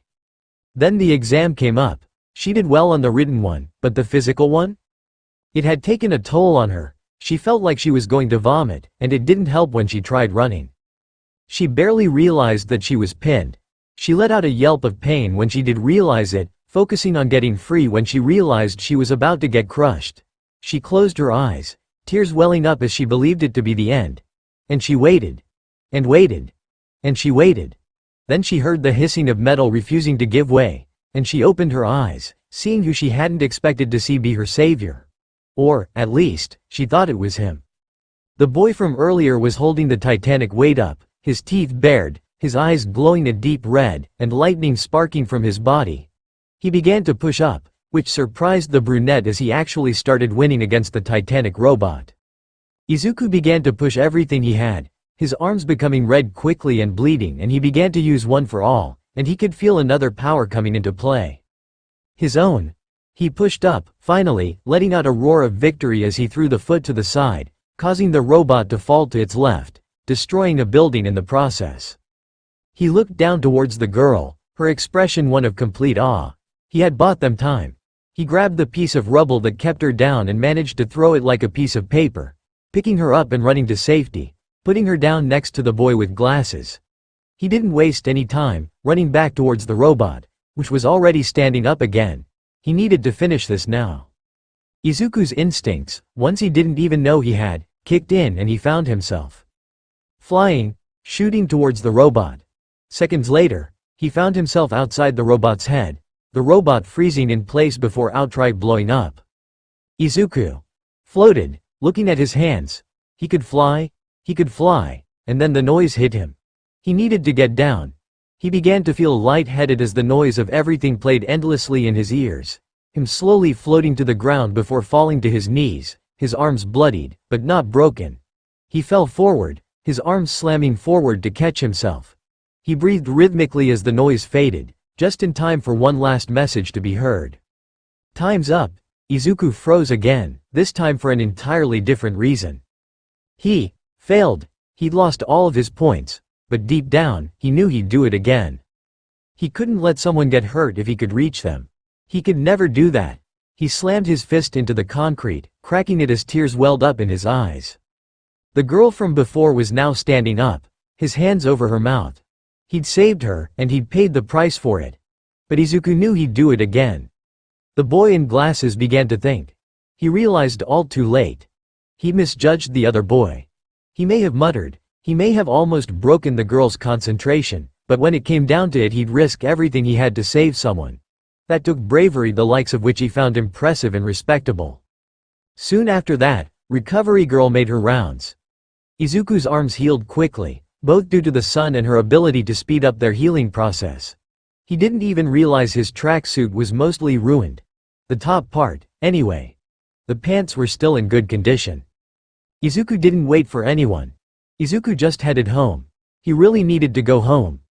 When the boy got home, he met his mother's hopeful gaze, but shot it down with an expressionless, dead face. He barely ate dinner that night, more so marveling at the neat details that made a fish. Well, a fish. Later that night he lay in bed, seeing that he got several texts. Some from Itsuka and Momo. Itsuka. Hey, where were you after the exam? I couldn't find you. Izuku paused for a moment, barely containing the waterworks that was his indescribable sadness. Izuku. I didn't get in. Itsuka. What, Izuku? I destroyed a 0-pointer and lost all of my points. Itsuka. Oh, maybe it was a joke. Izuku. It wasn't. Itsuka. Oh, I'm sorry Izuku. It's fine. Just need some time is all. Izuku then switched to Momo's ecstatic message, wincing as he realized what he was going to have to tell her. Momo. Izuku. How did you do on the exam? Did the studying help? Izuku. The studying did help, all of it helped, but I still didn't get in. Momo. What? Why? Izuku. I took down a 0-pointer. It reduces your points to 0. Momo. Why'd you take it down? Izuku. To save someone. Momo. Izuku. Momo. Izuku. Hello? Momo put a hand on her face, dragging it down, before setting it down entirely. As smart as Izuku is, he can be a real idiot. An idiot she would do almost anything for, but an idiot nonetheless. Momo. Izuku, as smart as you are, you can be really, really dumb. Izuku. What? Izuku was taken aback, his tears stopping entirely out of surprise. On the other side, Momo giggled at his confusion. Momo. Why would a hero course turn down a student who saved someone knowing they'd lose all their points? Izuku blinked slowly, then he did it again, and he only had one word to say. Izuku. Huh. Momo. Izuku, you passed. I just know you did. Izuku felt the tears start up again, but this time from relief rather than grief. She was right. Why didn't he think of that? Oh crap, he'd already texted All Might telling him about how he failed. He quickly attempted to amend that. After that, he went back to Momo, and gave a smile. She couldn't see it, of course, but he made sure she knew he was thankful for the belief and support. Izuku. Thank you. The younger Midoriya would then experience his body begging for sleep, and he provided, passing out soon after. The day had been an emotional rollercoaster. The next day, he made his way towards Dagoba Beach. More so to just sit around and think. He brought his notebook as well, Hero Journal number 13. He began to make an updated entry for himself, noting the abilities he had. So far, he knew he had incredible hearing and X-ray vision. He hasn't experimented with his vision yet, other than discovering that he did in fact have heat vision, but he has done so with his hearing. He can limit the distance that he hears things, or block out certain noises and people. He just needed to train to do that on a grand scale. Along with those, he had flight. He wasn't sure how he unlocked that, but he knew he had it before One for All. Then there was the fact that he felt energized in the sun, so he marked that down just in case. Izuku spent several hours working on that, his skin never once changing red to signify sunburn. After that, he laid down in the sun, closing his eyes for a good few moments. After resting for a bit, he got back up, grabbing his notebook and running back home. Dashing inside, he put the Hero Journal number 13 away. This would be a reoccurring theme for the week. He'd go to the beach, add new quirks, update hero profiles, and then come back and hanging out at home. He would hang out with his mom, telling her his theories on his powers, leaving out the One for All bit. If he wasn't doing that, he was talking to his friends. Kendo was more than relieved when he told her about Momo's theory. Hatsume was just relieved that her favorite client and friend She said it at least once, was probably going to UA. Finally, a week had passed. And Izuku had been sitting on the couch, watching the news when his mother skid into the doorways. He looked at her with his eyebrows raised, his pupils small. He hadn't been expecting that at all. Izuku. It's here? She held out an envelope. Izuku's eyes widened at the red stamp on it. No way. His smile appeared, shooting off of the couch, and rocketing over to his mom. He picked her up, laughing. He was both worried and excited, but if Momo was right, he had absolutely nothing to worry about. He trusted her. Izuku ran to his room, closing the door. He put the envelope on his desk, and ripped it open. His mother was worriedly pacing outside his door, ready to comfort her son to the best of her abilities. A small disc fell out of the envelope, landing on his desk and spinning for a moment before settling. As soon as it did, it lit up a brilliant blue, a hologram being projected upwards. I am here as a projection. Izuku did a double take. All Might? Wasn't this from the UA? What was All Might doing here? Many questions ran out of Izuku's head, unknowingly out of his mouth too. I had to do some paperwork, so I didn't find the time to contact you, All Might began, putting his arm on his side and sticking his forearms out. He then put his arms down, before coughing into his hand. I'm sorry. Actually, I come to this town to work at UA. Wait, he's working at UA? Izuku found himself saying in disbelief. Was he going to get him as a teacher? Oh, now Izuku was excited. Wrap it up? But there's it's going to push everything else back? All Might sighed. Alright. Okay. You passed the written exam with flying colors, and your score on the practical exam was phenomenal. A score of 89 villain points is unheard of, even for me. But you took out the 0-pointer, which reduced your points back to 0. Izuku felt his entire world drop, the color of his eyes becoming pinpricks. No. If that was all there was to it. Izuku's world kick-started once more, relief, tears, filling his eyes. I am an entertainer as well as a hero. First, take a look at this video. Izuku froze at the sight of the nice girl coming onto his screen. What was she doing here? Excuse me, she came to negotiate in person after the practical. Negotiate what? Keep watching to find out. All Might resumed the video. Present Mike was now on screen as well. Izuku really had to ask him for his autograph.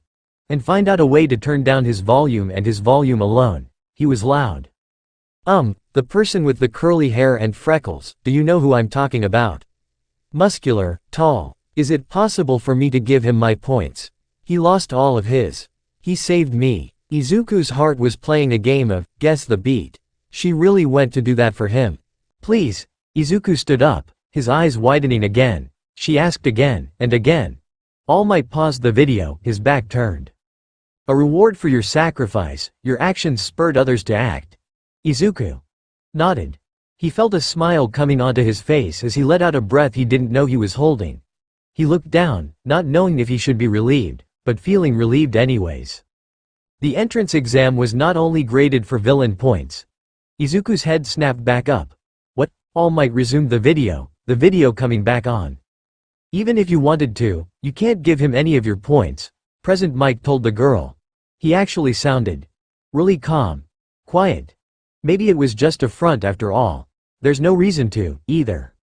The video was paused once again, All Might coming into the view of the camera, obscuring it completely. How can a hero course reject people who save others and do the right thing? Call that lip service. This JS a job that requires one risking their life and putting lip service into practice. Rescue points.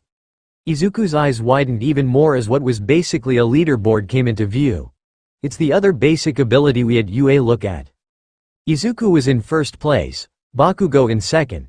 He didn't recognize the third placement, but he believed their name to be Eijiro Kirishima. Izuku Midoriya, 89 villain points, 60 rescue points. A grand total of 149 points, a record-shattering number, beating my record by 29 points. Impressive. And then, Ochako Uraraka, 45 points. The hologram flickered from the leaderboard, which placed her in fourth place, to the girl from before. So that's her name, Izuku mentally exclaimed. Finally, a name for the face, and a name for her entry. No, bad Izuku, later. You both pass. All Might would reach towards Izuku, his smile never faltering. "Come, young Midoriya. This is your Hero Academia," and with that, the hologram froze. Izuku smiled. And then he cried with joy. He opened his door and hugged his mother. She too was crying with joy. Izuku told everyone the news, and they all seemed just as excited as he did. He did it, he got into UA, and apparently, All Might taught there now. Another letter came soon after that, informing all students of the dorm system that was put in place this year after a sudden increase in crimes revolving around younger quirk users. So not only did he need to get his things ready for school, he needed to be ready to move. And yet, he couldn't find a reason to not be happy. He had done it. He had made it. The start of his heroic career started now. All Might. Toshinori spun around, his mouth exploding with blood. Midoriya stood there, seeming to be panting from what he could only assume was a full sprint. In the background, two other voices were heard. Toshinori's eyes widened. All Might. Where? He indicated to his young pupil, who realized his mistake quickly. "Oh, I had the wrong person. Sorry." The two other voices sounded off in disappointment, both Izuku and Toshinori visibly loosening up. Toshinori looked down as he breathed a sigh of relief, before looking back up to his young apprentice. He held up a hand, to which Izuku happily clapped his hand against it. A high five, if you will. "Congrats on getting accepted," Toshinori said, Izuku nodding with a smile. "Thank you." Toshinori turned slightly, keeping his head pointed in Izuku's direction. "I wasn't one of the judges, my boy. Some of them at least, know about our connection, just that we know each other." Midoriya nodded his head, a smile splitting his face. Then the most recent update popped into his head, his smile softening just a bit. "I'm surprised you're a teacher here. I mean, I guess that's why you'd be around, but it makes sense since your agency is in Roppongi and Tokyo." "Stop that," Toshinori interrupted, Izuku freezing in place.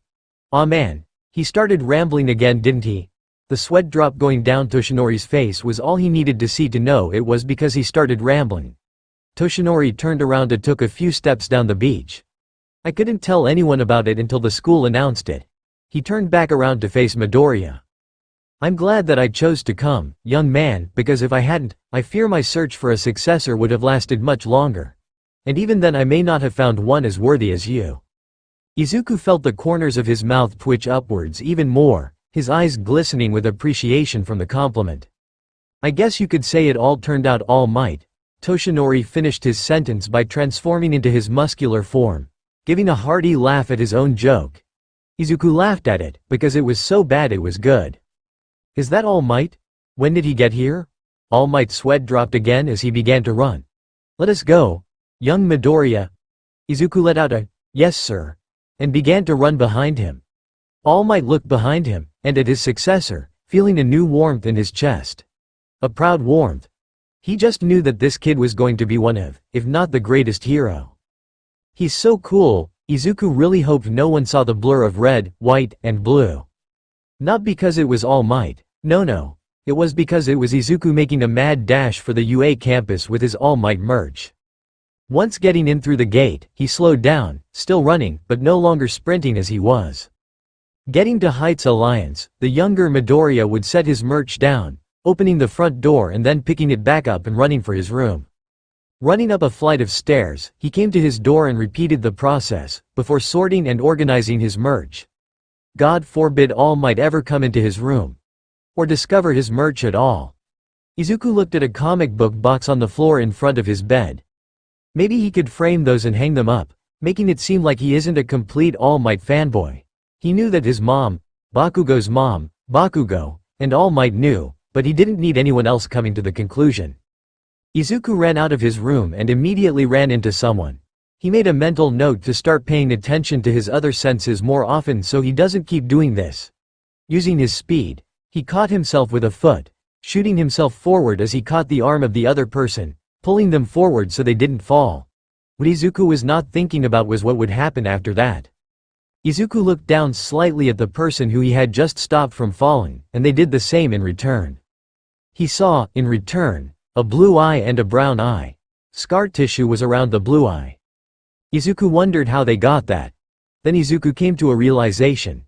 This was a girl. He immediately took a step back, making a distance in between them, only to feel the temperature of the room drop dramatically. Red hair on the side of the scar. White hair on the side with normal skin. Izuku's hearing perked up as he heard someone take a step forward on his left side. He turned his head, seeing a similar-looking person, only with shorter hair and no scar. He was slightly taller than the girl. Izuku's mind was putting puzzle pieces in place left and right. It clicked. Twins. What were you doing to my sister? The boy ground out, a sudden rise in temperature happening. Then the left side of the boy began to light up with fire. Little spurts blasting off of him as he clearly tried to keep it together. Izuku quickly began trying to explain, his face reddening. It's not what it looks like. He stopped me from falling after he accidentally ran into me.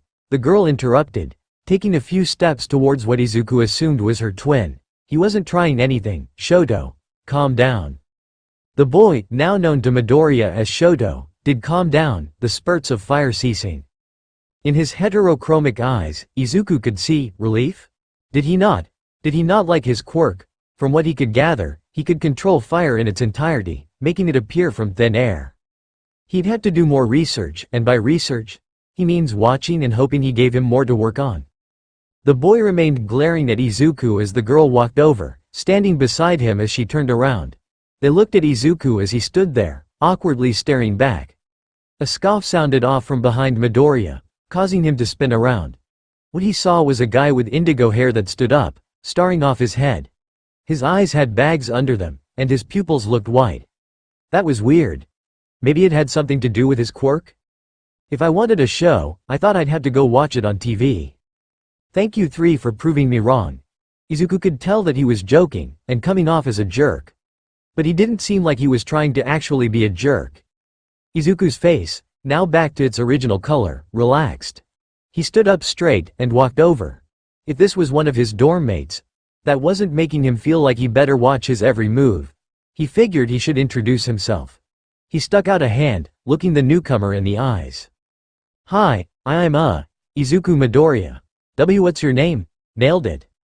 The indigo-haired boy raised an eyebrow, his white pupils dilating slightly. Izuku noted his caution when reaching out and accepting his hand. He shook it once before taking his hand back, Izuku doing the same. Hitoshi Shinso. The boy said quietly, his sarcastic tone gone completely, replaced by a cautious and unsure one. Izuku nodded, giving the boy a smile, before turning around to greet the other two. They were still staring. Izuku now felt a similar feeling to the boy now behind him. He nervously stepped towards them, standing in front of them nervously, and shakily, putting out his hand. Hi, I'm Izuku Midoriya. I heard. The boy interrupted, his heterochromic eyes judging him silently. After a moment of time, his sister sighed and stepped forward, taking the hand and shaking it. Izuku's personal red would return quickly, but he was able to get rid of it just as quickly. I'm Shako Todoroki. My brother is Shoto Todoroki. The sister, now identified as Shako, said. Izuku nodded, before standing for a few moments, just kinda, waiting for the awkward silence to end. When it was passing the moment of awkward silence, and into awkward tension, Izuku pointed behind him and muttered an apology, before speed walking away. The indigo-haired teen gave him a raised eyebrow, before walking on his way, passing the two siblings. Once the two were gone, Shako gained a small smile. Shoto, on the other hand, kept his neutral face. Not too aggressive, but not friendly either. No, yes. I'm not going to like him. You don't like anyone, Shoto. He's more unlikable than ever, that about everyone. For good reason. Shoka looked at her brother, and shook her head. He was trustworthy, she could feel it. If only her brother would actually listen to her and open up to other people, then he would see that the world isn't as bad as he thinks it is. It was surprising to her. She had the biggest physical scar, but he had the biggest mental scar. She didn't know which one showed more. Izuku dashed out the gate, taking long strides. With the speed he was going, that meant a step every 30 or so feet. He was attempting to escape the awkward tension that he had created by running into the girl. Shako Todoroki. He sighed, closing his eyes for a split second. I really need to work on talking to girls, the older teenager said, making a mental note to ask All Might for advice. Wait, Why don't I just ask him right now? Izuku skid to a halt, taking his phone out of his pocket. Unlocking his phone, he texted All Might. Izuku. Hey, I need advice on talking to girls. The reply was almost immediate. Number 1. What? Toshinori was having a mediocre day. Running around, doing errands, that wasn't too bad. He could think while doing things. He needed to in order to be the number 1 hero and still not be left behind. A migraine was coming on. And then his phone buzzed. He immediately knew who it was. He gave a smile. His current object of pride known as Izuku Midoriya. He bet this was something about how he finished moving in, or made a fry. Toshinori's smile dropped dramatically, his pupils disappearing in the shadows that covered his eyes. Number 2. Hey, I need advice on talking to girls. Oh no, young Midoriya. What mess have you gotten into that requires this to be answered? Number 1. What? Number 2. Well, you know how we have dorms. Number 1. Yes? Where was young Midoriya going with this? Number 2. Wouldn't it be awkward if I mess up talking to one of my fellow female dorm mates? Toshinori put 2 and 2 together. Number 1. You made a bad first impression with one of your dorm mates, didn't you? Toshinori could feel Izuku's curse out of embarrassment. Number 2. Maybe. Toshinori put a hand on his face, covering his eyes before sliding it down his face. Oh, young Midoriya. Why did you choose me? Number 1. Just be yourself. Number 2. But being myself is what got me into this. Number 1.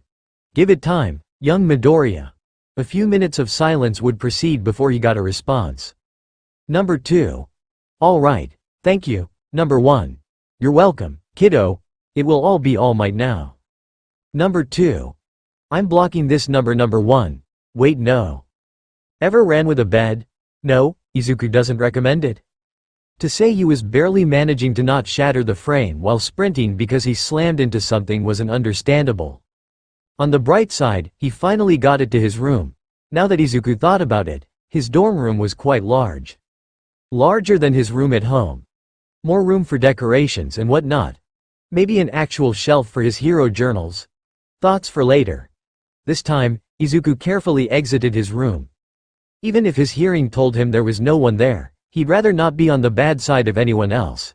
He took one last look at his room, smiling, before closing his door and beginning to calmly walk downstairs. Yes, they had an elevator. Yes, he preferred the stairs anyways. Izuku got to the ground floor before feeling his stomach growl. In all the excitement of moving his stuff in, he had completely forgotten to eat anything. He began to sheepishly search for a kitchen. Kitchens meant fridge. Fridge meant food. After searching around, he had finally found the kitchen, but to his misery, the fridge was empty. There wasn't even anything he could use to make something. He must have gotten here before they could stock the fridge and pantry. He'd have to fix this, definitely. He didn't pride himself on being a good cook, but he could definitely make something edible. It was one of the things Inko made sure he could do after learning of the dorm system. Izuku, feeling his stomach grumble once more, sighed. Well, crap. He made his way to the door, knowing he was going to have to pick something up. Either that, or outright sprint home.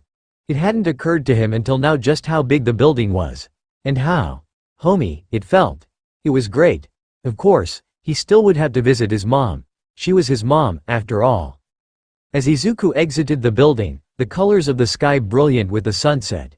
Yeah, he was going to need to be quick. Then his hearing picked up running. Wait, it was coming towards Dodg. After miserably failing to dodge, and being tackled to the ground, he realized quickly that he was wrapped in a hug.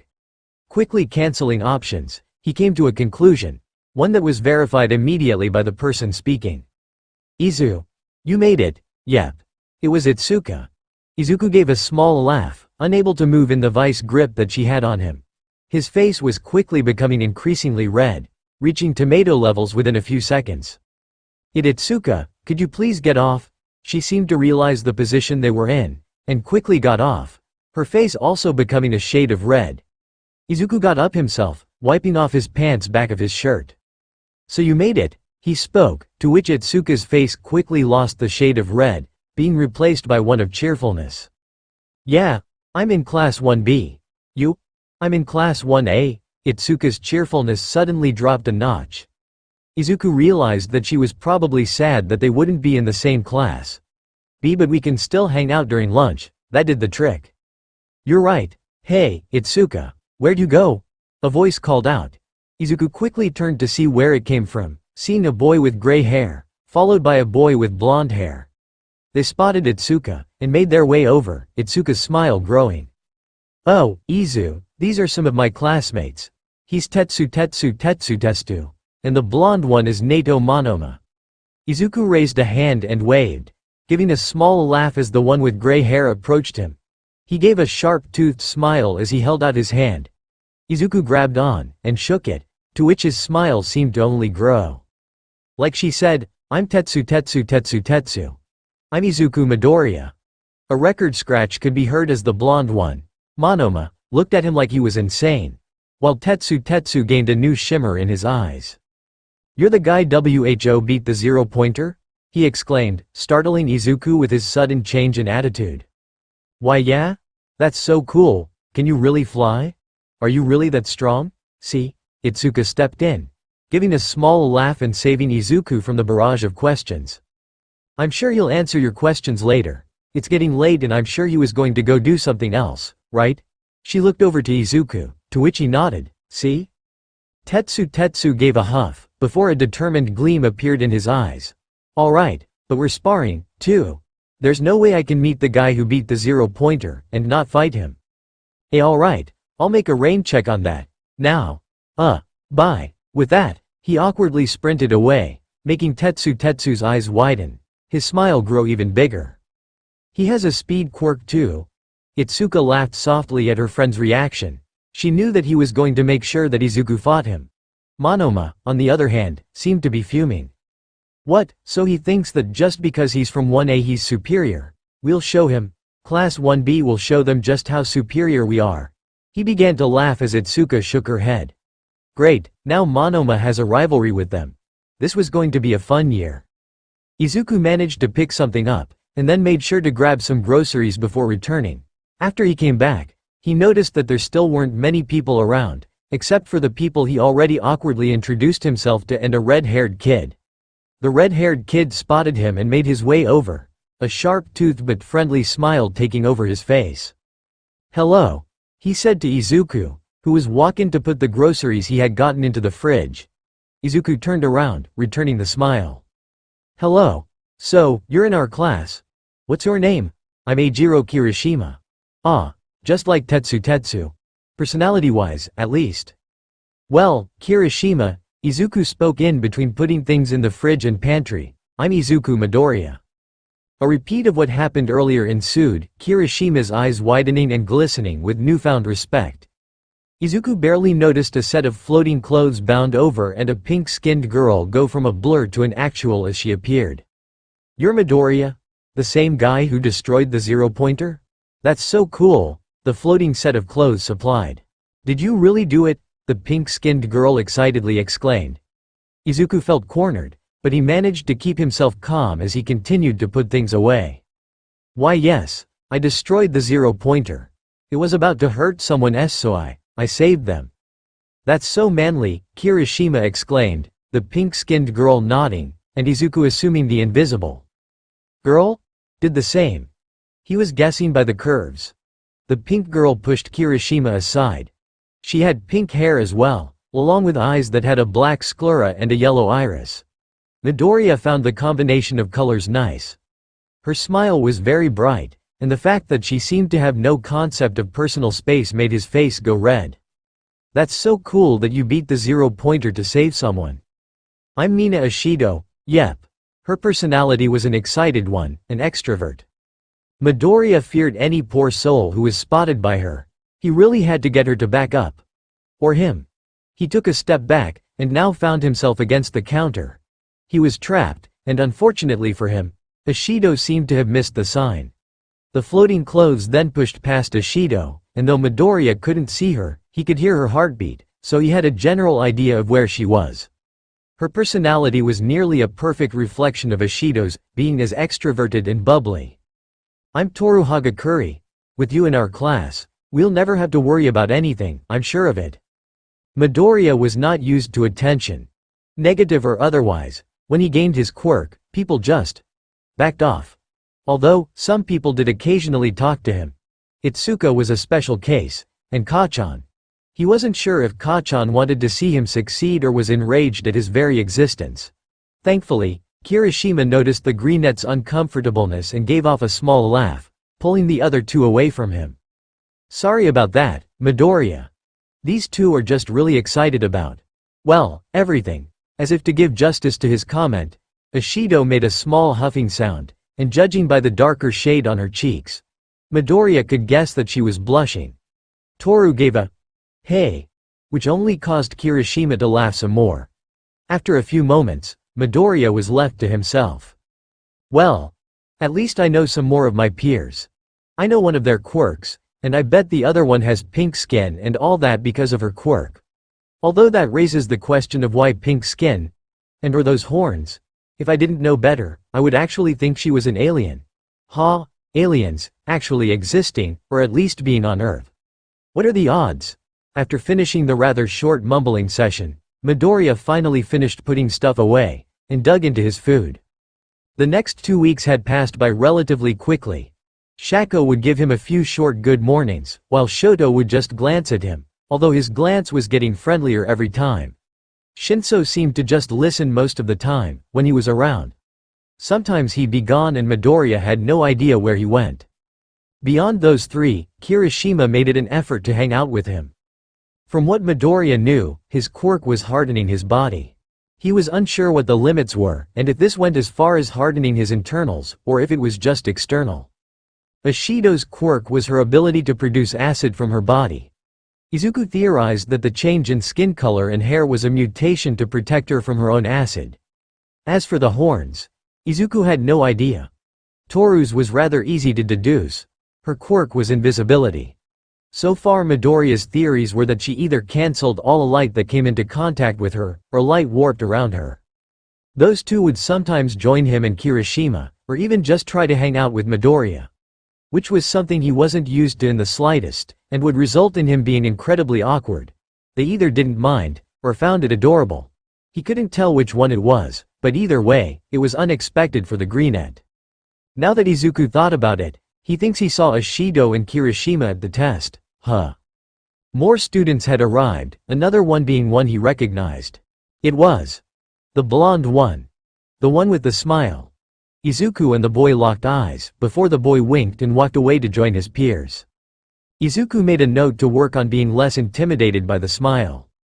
His other classmates were just as surprised as the others when he introduced himself. Reuniting with Momo was nice, and the only struggle that really came from it was helping her move in. Uraraka showed up, and she was very excited to see that he was in their class. Very bubbly, very nice. The one that proved most awkward thus far was the blue-haired boy, the one with engines in his legs. Tenya Iida, as Izuku learned, was very robotic in his movements, and professional in his wording. But through that, Izuku could tell that he cared, and he was very apologetic towards Midoriya for guessing his character without any second thought. And then the day came. Deku, oh lord, oh no, Kacha. Izuku barely got to speak before he spun around to be face to face with Kacchan. He was pissed. What did he do? What did he do now? Then his eyes squinted, his brows lightening. Good. I didn't want to be stuck with a bunch of extras I didn't know. Well Kacchan, I'm glad to know you're happy to see me. Bakugo let out a humph as he went to begin moving his stuff to his room. The only person he even let look in the direction of his boxes was Midoriya. Anyone else was toast. Soon, dinner arrived. Well, more like dinner time. Midoriya was cooking in the kitchen, making katsudon while Bakugo made some curry. It seemed Kirishima smelled it, and made his way into the kitchen, a pleasant smile coming onto his face. Hey, I didn't know you could cook. That's pretty manly, Bakugo growled, irritated at the intruder into his domain. While Midoriya gave a light chuckle. After Kirishima stayed in the room for a few moments, Izuku turned his head, sighing, You want something? Kirishima's smile grew in size. If you wouldn't mind. I mind, shitty ha. I'll make some more, then. Kirishima pumped his arm in victory. and Bakugo turned and glared at Midoriya. Midoriya shrugged, and began to make more. Kirishima entered the kitchen again, laughing nervously. Hey, Midoriya? Yeah? The class kinda wants some too. Izuku stopped, freezing for a moment as he processed that, before nodding. Katsuki had to restrain himself from blowing up shitty hair to hell. Tell the class I'll make some for everyone, just to be patient.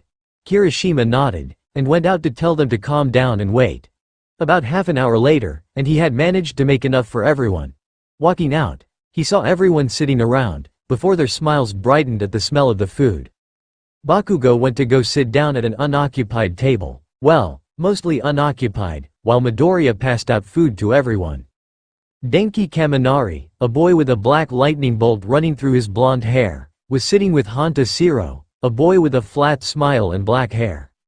Next to him was a rather big guy, bigger than even Midoriya, who seemed to have 6 arms, with webbing in between. He was also wearing a mask. How was he going to eat? And one of the arms turned into a mouth. He was going to get more information later. Mezzo Shoji, he remembered. Across from him was a boy with bulky nature. Rikido Sato. Finally, filling the table was a kid with a rock-like head and a big body in general. He was shy, so no one really bothered him. Koi Koda. The boys were mostly just talking, Koda keeping quiet and just listening. At the next table, Ashido and Hagakure were chatting excitedly while Kirishima just shook his head in amusement. A blonde boy with a tail, Mashirao Ojiro, was sitting across from them, sometimes putting in his input. Also at this table was Yuga Aoyama, the boy with the smile, and a boy with a bird head, Fumikage Tokiyami. The third table had a girl with headphone jacks for earlobes, Kyoka Jiro. Next to her was Momo, and also at the table was a girl with large eyes and mouth, Tsuyu Asui.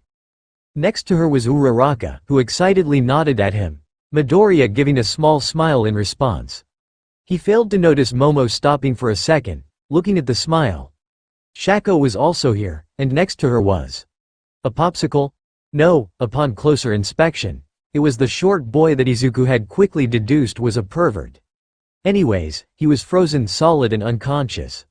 Shako gave a small smile towards Izuku, causing him to smile back again. Both Uraraka and Momo faltered at that. And finally, at the last table was Bakugo, Iida, Shoto, and Shinso.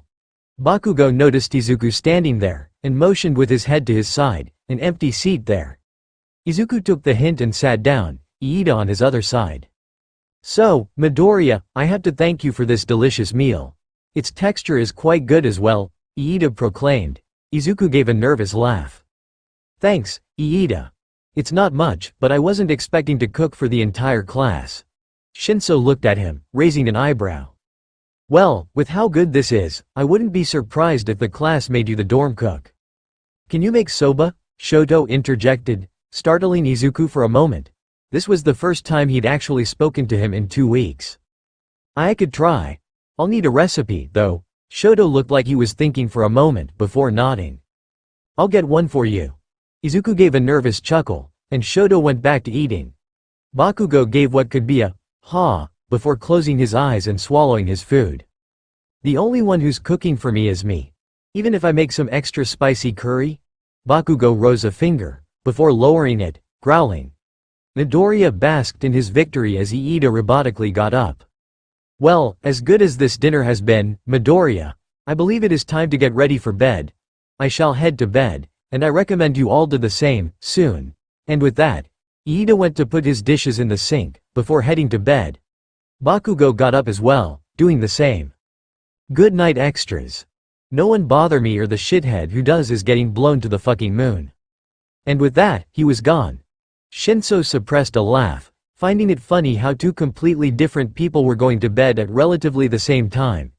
Izuku actually managed to talk to Shoto tonight, and found that he was socially awkward. Not in the way he spoke, but in the way that he didn't understand social norms. Shinso stayed mostly quiet, but spoke sometimes. Eventually, the room began to get emptier and emptier until it was just Midoriya, Hitoshi, and Shoto. And then he says to me, this training is going to get worse, and I look up to him, crumpled on the floor, because he just punched me in the stomach and took me down within seconds." Hitoshi finished with a small laugh. Shoto seemed both amused and aggravated. Midoriya was struggling to not laugh.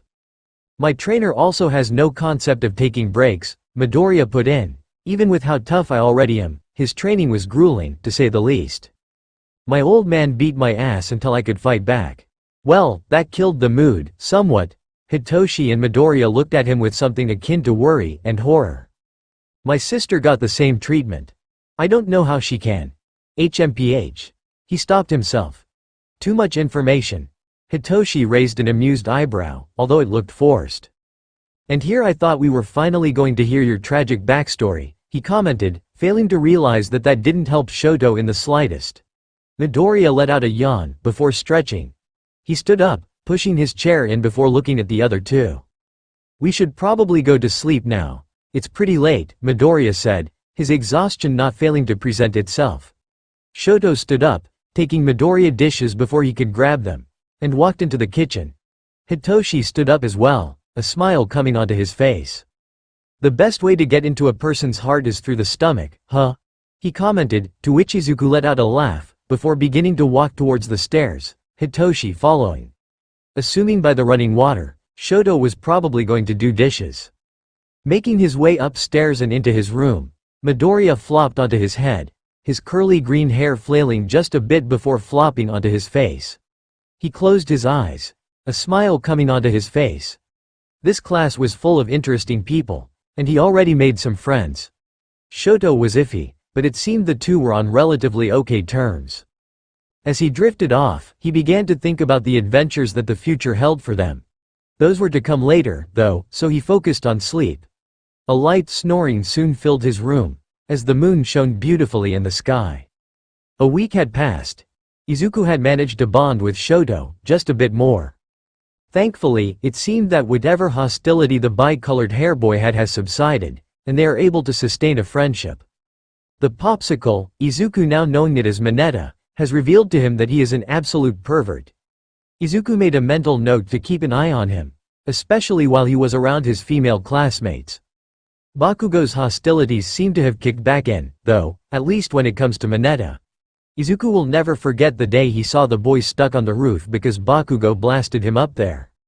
When Shinso informed Izuku of his quirk, the indigo-haired boy was taken aback by how ecstatic Midoriya was, and how he listed all the ways that could be useful, such as hostage crisis, or even taking control of a villain and using him against his own allies.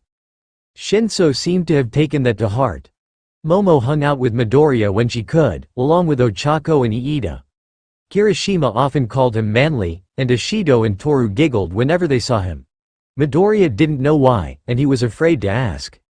Ojiro was often out training in what was essentially a dojo, and Kaminari was playing video games. Izuku joined him sometimes, and they had fun. Jiru was often in her room, same with Shoji, and Sato liked to bake. He very much liked to bake. Midoriya made a note to ask for tips. Shoka would sometimes just hang around him. When he asked if she wanted to do something, she declined, and said she just wanted to hang out. Fumikage also spent a lot of the time in his room, though Midoriya could always hear him talking to someone. Aoyama turned out to not be intimidating at all. In fact, he turned out to be one of the least intimidating in his class. He was just eccentric. Suyu liked to spend her time at the pool. Koji was either outside, talking to animals, or inside his room, talking to what Midoriya was pretty sure was a rabbit. Shiro also often played video games, and would always be there when Midoriya played with Kaminari. He also managed to hold Bakugo off from murdering Mineta after he made a perverted comment about Momo. And finally, the day arrived. Midoriya and his classmates walked towards class, their first day about to begin. "So, who do you think our teacher will be?" Ochako asked cheerfully, looking at the rest of her classmates with a smile. "I'm unsure on who we'll get. I know that whoever we get will be competent, though," Momo replied, looking forward as she walked. "I hope they aren't strict," Mina supplied. "Ditto," Toru agreed. "Whatever, as long as they don't let Mineta be as perverted as he is," Jiru commented, to which all the girls agreed vehemently. "I'm sure that any competent teacher would notice him," Shinso supplied. "Oh, come on, what's wrong with me?" Mineta asked, feeling accused of crimes he didn't do. You're a shitty pervert, that's what, Bakugo replied, the venom in his voice clear to all that heard it. Bakugo. That is not how we talk to our fellow classmates. Iida reprimanded, to little success, only receiving a scoff in reply. Shoto, Midoriya, and Shoka walked quietly, all listening to their classmates' antics. This sure was an interesting class. Everyone arrived to class, all surprised by the rather large door. Everyone but Iida, Midoriya, and Ochako were in their seats. Iida began to reprimand Bakugo for sitting the way he was, much to Bakugo's annoyment and anger. Midoriya and Ochako were talking, in between where their desks would be. If you're here for friends, you've come to the wrong place, a tired voice said, startling the class, especially the three out of their seats. In came a rather tired and roughed-up man, with long black hair and a messy mustache and beard, looking as if they weren't shaved yet. He had a scarf around his neck, and wore a black shirt and pants. Midoriya recognized him, but he couldn't place his finger on just who it was. It took you 8 seconds to quiet down. You kids are wasting time. The entire class was startled to realize, this man was their teacher. The hopes everyone had for their teacher was thrown out the door with this realization. I'm your homeroom teacher, Shota Aizawa. Nice to meet you. He sounded so unenthusiastic that no one believed it for a second. He walked up to his desk, before reaching down, and taking out a gym uniform. Enough pleasantries. Put this on and go out onto the field. What? Uraraka said, confused. What about the entrance ceremony, the orientation? If you're going to be a hero, you don't have time for such events. Everyone was taken aback, except Shoto, Shoka, and Bakugo. UA's selling point is how unrestricted its policies are. It gives us teachers the freedom to do what we want. After some murmurs went throughout the class, Bakugo was the first one up, taking the gym uniform and walking out. The others followed him, and soon, they were all lined up, out on the field. This is a quirk assessment test. Think of it as a physical fitness test, but you're allowed to use your quirks. The class slowly nodded at that. Aizawa turned to Midoriya, before turning to Bakugo. Bakugo, what's your best softball throw? Bakugo didn't get cocky, as per usual, he simply answered. 67 meters. Then, Aizawa held out a softball. Try doing it with your quirk. Bakugo took the ball, and walked into the circle for the softball throw. You can do whatever you want, as long as you stay in the circle. Bakugo grinned at that, stretching, before throwing the ball, an explosion accompanying it. Die! Bakugo yelled, and the ball rocketed into the air, dust and fire swirling before dissipating settling back down on the earth below. Circles formed around it as it flew into the air, before falling back down to the earth below. Aizawa heard a click from his phone and looked at it, and showed it to the rest of the class. 750 meters. 750 meters? Seriously? Kaminari said, a sweat drop forming and falling down his face. This looks fun, Ishido added, holding her hands together in awe. Shinso looked on, impressed, his eyes wide as Midoriya took it in. I knew Kachan was powerful, but that's impressive, he idly commented mentally, now having yet another fact to place down in his hero journal. We can use our quirks however we want. As to be expected for the hero course, Zero exclaimed excitedly. It looks fun, huh? Aizawa said calmly, and the entire class stopped at the way he said it. All right, he began again, with a smile. Whoever comes in last place in all 8 tests will be judged to have no potential, and will be punished with expulsion. Everyone took this in quickly. Even Shoto's poker face failed, his eyes widening as his mouth opened slightly. Shoka mirrored him. It was more out of shock than worry. Shinso's already wide eyes widened further, and sweat formed on the boy's forehead. Midoriya raised an eyebrow. He had heard of an entire class being expelled last year, because none of them had potential. Oh no, he knew he'd make it, but what about someone like Shinso? He turned to look at the boy, whose frozen shock was all he needed to understand that Shinso knew how bad this was. Shinso, while having a powerful quirk, was not the best physically. He heard almost everyone's heartbeats quicken, while Bakugo's, Momo's, Shoka, and Shoto's stayed calm, along with Aizawa's. We're free to do what we want with our students. Aizawa lifted his hair up, and his eyes would have looked crazed if the sanity in them wasn't so solid. Welcome to UA's hero course. Ochako had a problem with this, small drops of sweat running from her forehead. Expelled? But it's the first day of school, even if it wasn't, that's too much. Aizawa took it in, and responded rather coldly, logically. Natural disasters, big accidents, and calamities which can't be predicted. Heroes are expected to fix these. Life isn't fair. You'll be overcome with hardship after hardship. Here at UA, overcome them with all you've got. Plus ultra. Aizawa's speech had its intended effects of bringing out his Studata, took a bottle from his pocket and drank from it, and Bakugo continued to stretch out his limbs. Demonstration's over. The real thing starts now. First up was the 50-meter dash. Tsuyu and Iida were up first, both of them in a running stance. Well, no, Tsuyu's was more of a jumping stance, but it was similar enough.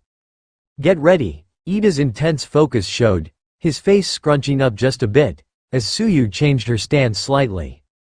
Get set. Iida shifted upwards a bit more, whereas Tsuyu stayed the way she was. Go, and like that, Iida became a blur, running at his full speed. Tsuyu jumped, her powerful legs causing her to fly into the air.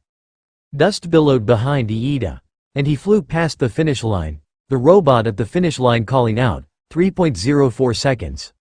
Tsuyu quickly landed near there, hopping again and crossing the finish line, 5.58 seconds.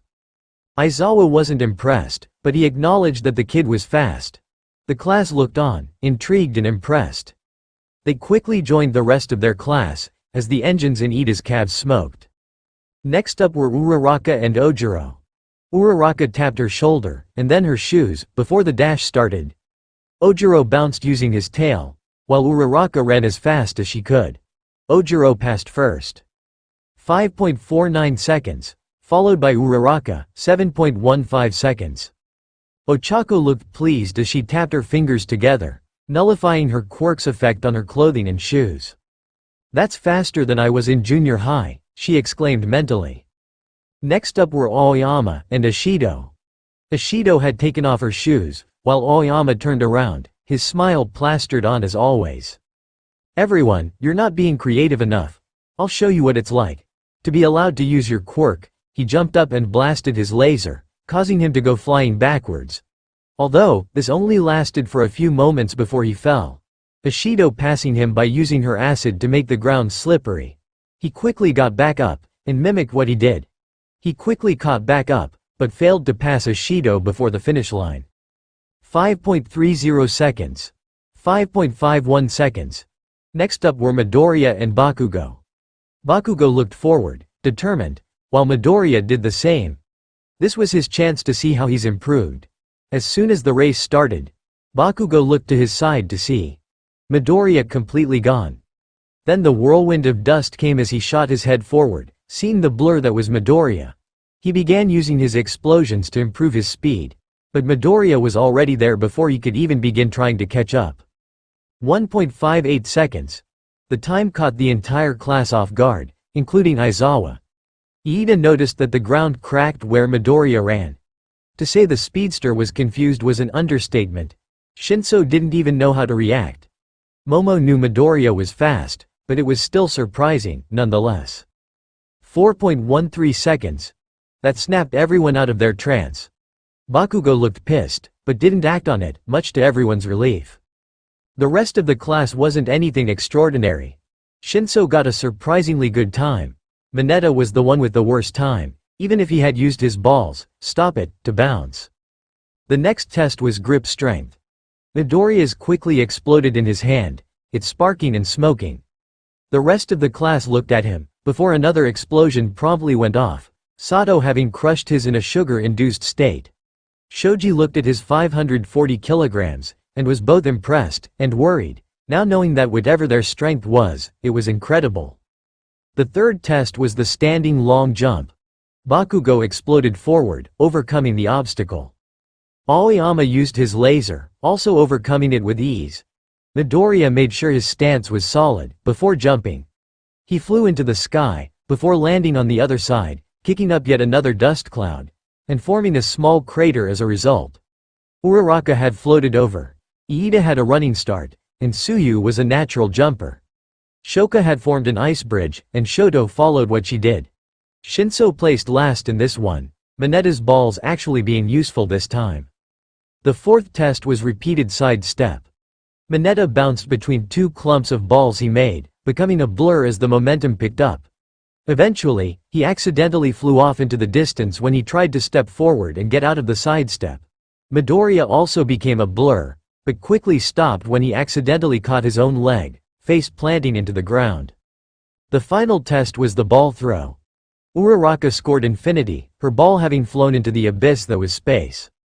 Kaminari was shocked and Kirishima was amazed. Shoka and her twin were silent, as per usual. Shinso was either not impressed at this point, or too tired to be impressed. After the class settled down, Izuku was left. He took a stance, green lightning sparking off his body, and he threw the ball, the lightning suddenly stopping. The ball landed about 89 meters. Izuku furrowed his brows in confusion. What? I erased your quirk. Aizawa's voice came from Izuku's left, and he turned to face him. His eyes were glowing red, his hair and capture scarf floating in the air. Izuku finally realized who it was. It was Eraserhead. Eraserhead? I've heard of him, he's an underground hero. You've been holding back, Midoriya. The entrance exam showed you moving faster than a bullet. I want you to do your best, not hold back. Don't make that mistake again. Aizawa closed his eyes, the red glow gone. His capture scarf and hair went back down. He was disappointed. This test was to set their current limits, and in order to do that, they need to not hold back. I've returned your quirk. Hurry up, and get this over with. We have other tests to complete. Midoriya nodded, before taking his stance again after grabbing another ball. He closed his eyes for a moment, breathing in and out. Everyone, please take a step back, Midoriya requested. Everyone did so. Momo looked on, determined for her friend. Bakugo scoffed. Don't disappoint me, you damn nerd. Midoriya's eyes snapped open as green lightning crackled around him, and he threw the ball. Smash!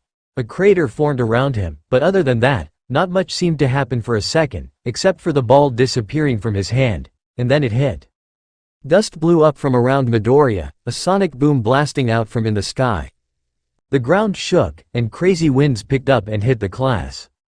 Aizawa had his capture scarf wrapped around Mineta before the boy flew off, Iida putting a foot forward, putting a hand out in front of Ochako and Aoyama. Jiru had her ear jacks slam into the ground, and Momo had a tungsten shield in front of her. Bakugo slid back, explosions forming in his palms and making sure he didn't fly backwards. Kirishima's skin had hardened, using his hands to catch both Toru and Ishido. Shiro's tape latched onto the ground. Sato was holding onto Koda, and Fumikage's quirk, Dark Shadow, was holding onto the ground for dear life. Shoka and Shoto created a reinforced ice wall together, sparing Shinso and Oniro from the sheer power of the throw. Shoji had spread his arms out, becoming a human shield for Tsuyu and Kaminari. After a few moments, the winds calmed down. Shoka melted the ice wall, and the entire class looked at Izuku, both amazed and horrified. He's an absolute monster, Kaminari thought, his eyes wide. So manly, Kirishima mentally cheered. Momo threw her shield aside, smiling at Izuku. She didn't know he was that strong. That was amazing. Ochako and Iida looked on, both sets of eyes wide as they took in their friend's power. After a moment, Aizawa's phone beeped.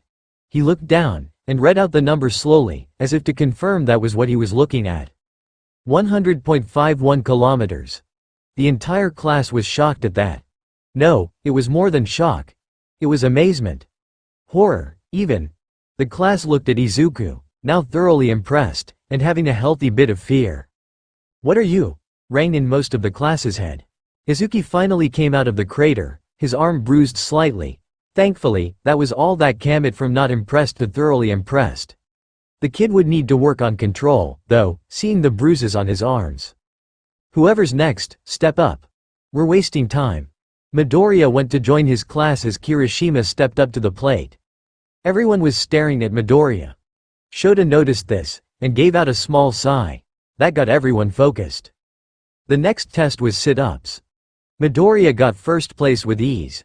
After that was the seated toe touch, and Ishido got first place, easily reaching forward and keeping it there. "I have to be flexible so that I can break dance," Asido exclaimed happily, the class letting out an "oh" of new understanding. The final test was an endurance run. Bakugo, Midoriya, Momo, and Ishido were the last four. Mom had a moped, Bakugo refused to give up, Ishido was doing her absolute best, and Midoriya was running laps around them. Eventually, Aizawa called Momo out, and after that, Ishido dropped, breathing heavily due to running for so long.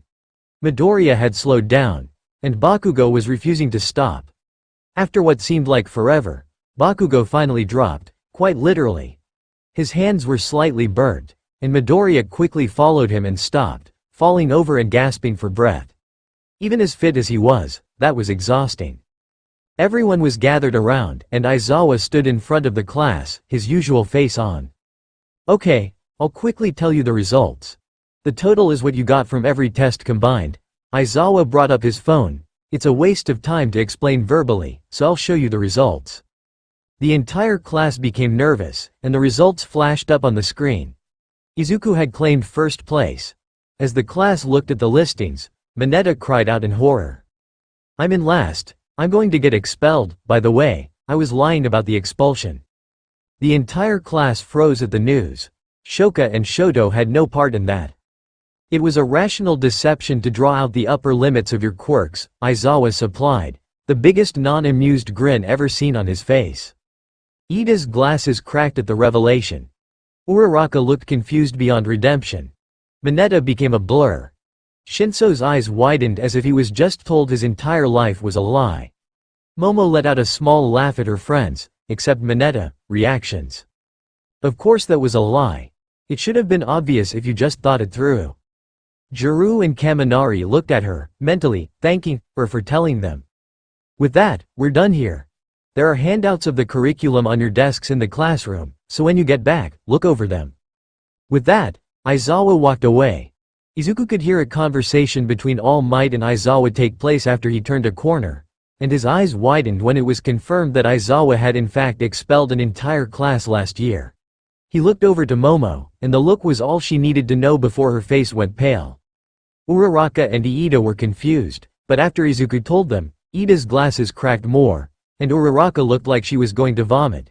Shinso, having overheard, did vomit. With that, the day had ended. The class was dismissed, and everyone began to walk back to the dorms, separated into their own groups.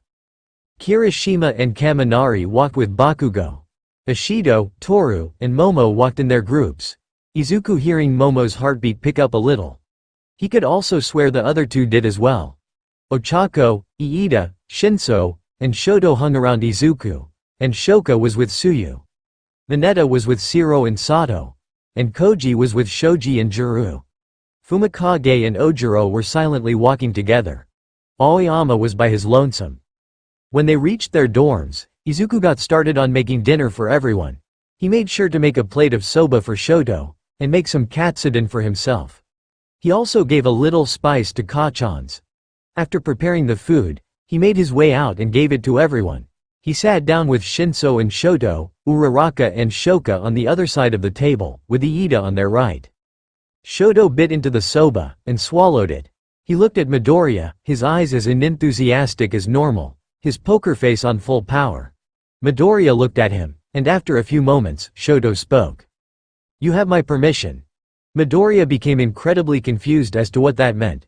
Permission for what? Shoka's heartbeat picked up, and Momo's skipped a beat. He had failed to notice the fire that blew up from Shoka for a split second. Maybe Shoka and Shoto talked about something. Ishido squealed from the other table. Shinso snorted, and Uraraka looked like someone had just killed a puppy in front of her. Iida was just as oblivious as Midoriya. Permission for what? Todoroki? He chopped at the air. Maybe one day he'd finally defeat the oxygen demon. What are you talking about? No answers would be given, as Shoto went back to quietly eating his soba. Midoriya would be stuck thinking about this. The nerd fucking age. Bakugo was quickly silenced by the effort of Kirishima. The next day started off simple. English class was first, and Midoriya was quick to learn. Present Mike could be very quiet and tame when he wanted to. The whiplash from him being loud and excited to quiet, and tame was immense, and he could see that some of his fellow classmates felt the same way.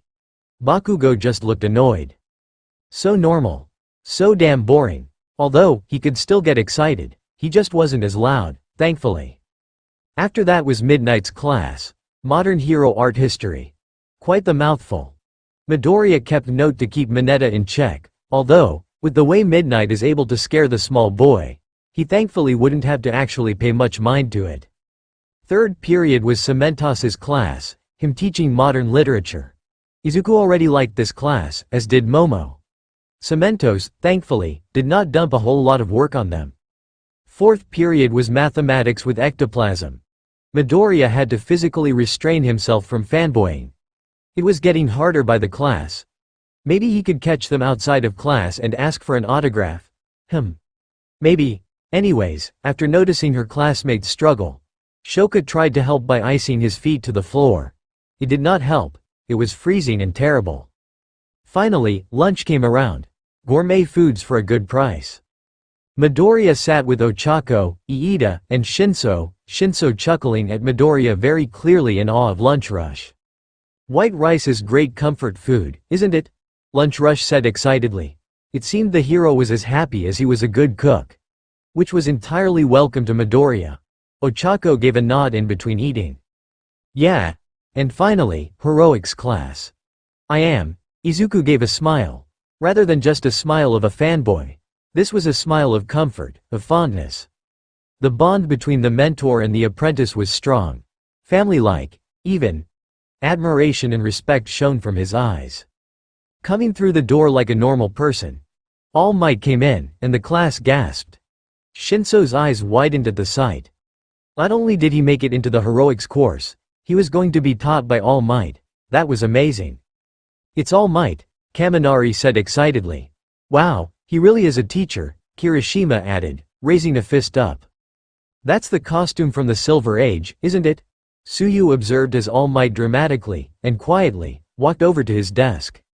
Its style is so different, it's giving me goosebumps, Ojiro added. Shoka and Shoto seemed unfazed, as per usual. I teach hero basic training. It is a subject where you train in different ways to learn the basics of being a hero, All Might explained. You'll take the most units of this subject. Let's get right into it. This is what we'll do today, combat training. Bakugo's feral smile broke out on his face. Midoriya smiled out of excitement. Shinso felt some sweat prickling on his forehead. Shoka and Shoto continued to remain unfazed. Momo was indifferent, as was most of the class, including Iida. Kirishima pumped his arm in excitement. And to go along with it, All Might pressed a button on a remote, and shelves came out of the wall. Numbers-based tunes made based on your quirk registrations and requests you sent in before school started. The class reacted excitedly to that. Change into your costumes and after that, meet me at ground beta. The class all gave him a confirmation, and began to get ready. Midoriya got up as well, taking his suit out of its shelf. Right then, he heard the pang noise from before. He hasn't heard it in months, so it was interesting to hear again. Izuku made his way to the locker rooms and got changed. He then began to head for ground beta, his first heroics class about to begin. All Might stood with his fists on his hips, awaiting his class to come out and prepare themselves, to show who they were. He heard the footsteps echoing forth, through the tunnel. His ever-present grin was plastered on. Long had he gotten over smiling pains, he had overcome that obstacle. They say the clothes make the man, young men and ladies. In that case, the costume makes the hero. The class finally began to step out into the light, All Might feeling proud as his students wore their hero costumes. Never forget, from this day forward, you are heroes. All Might scanned his students, seeing all but one present. Where was young Midoriya? Was he taking longer than everyone else? Why? His question was answered as a single set of footsteps echoed out behind everyone. The entire class turned around, and saw Midoriya approaching. His costume was simplistic yet defined. A cape blew out from behind him, red in color. There were streaks of black on it, most noticeably on the sides, outlining the cape. The rest of his costume was a majority of green and white. Green took over most of the costume, small bits of white lacing itself throughout. A white belt in design only, was around his waist.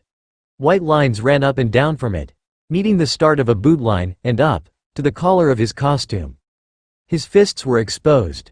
He had a mask on, covering his nose and mouth. There were lines running through it. Only All Might figured out why that was there, and he had to stifle a laugh. And the last piece was that it did not try to hide his figure at all. Ochako slowly turned red, unable to move. Momo seemed to copy her, and Shoka seemed to do it too, to a lesser extent. Ishido whistled and Toru giggled. Shinso shook his head as Bakugo laughed, both seeing the confusion in Izuku's eyes.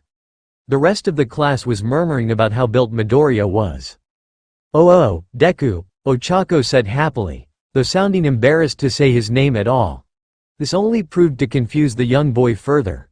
Well, that is, lasted for a moment, at least, until the visible portion of his face turned red. "Your costume is skin tight. Like mine. I really should have written what I wanted." Uraraka gave a small laugh as he went to scratch the back of her neck.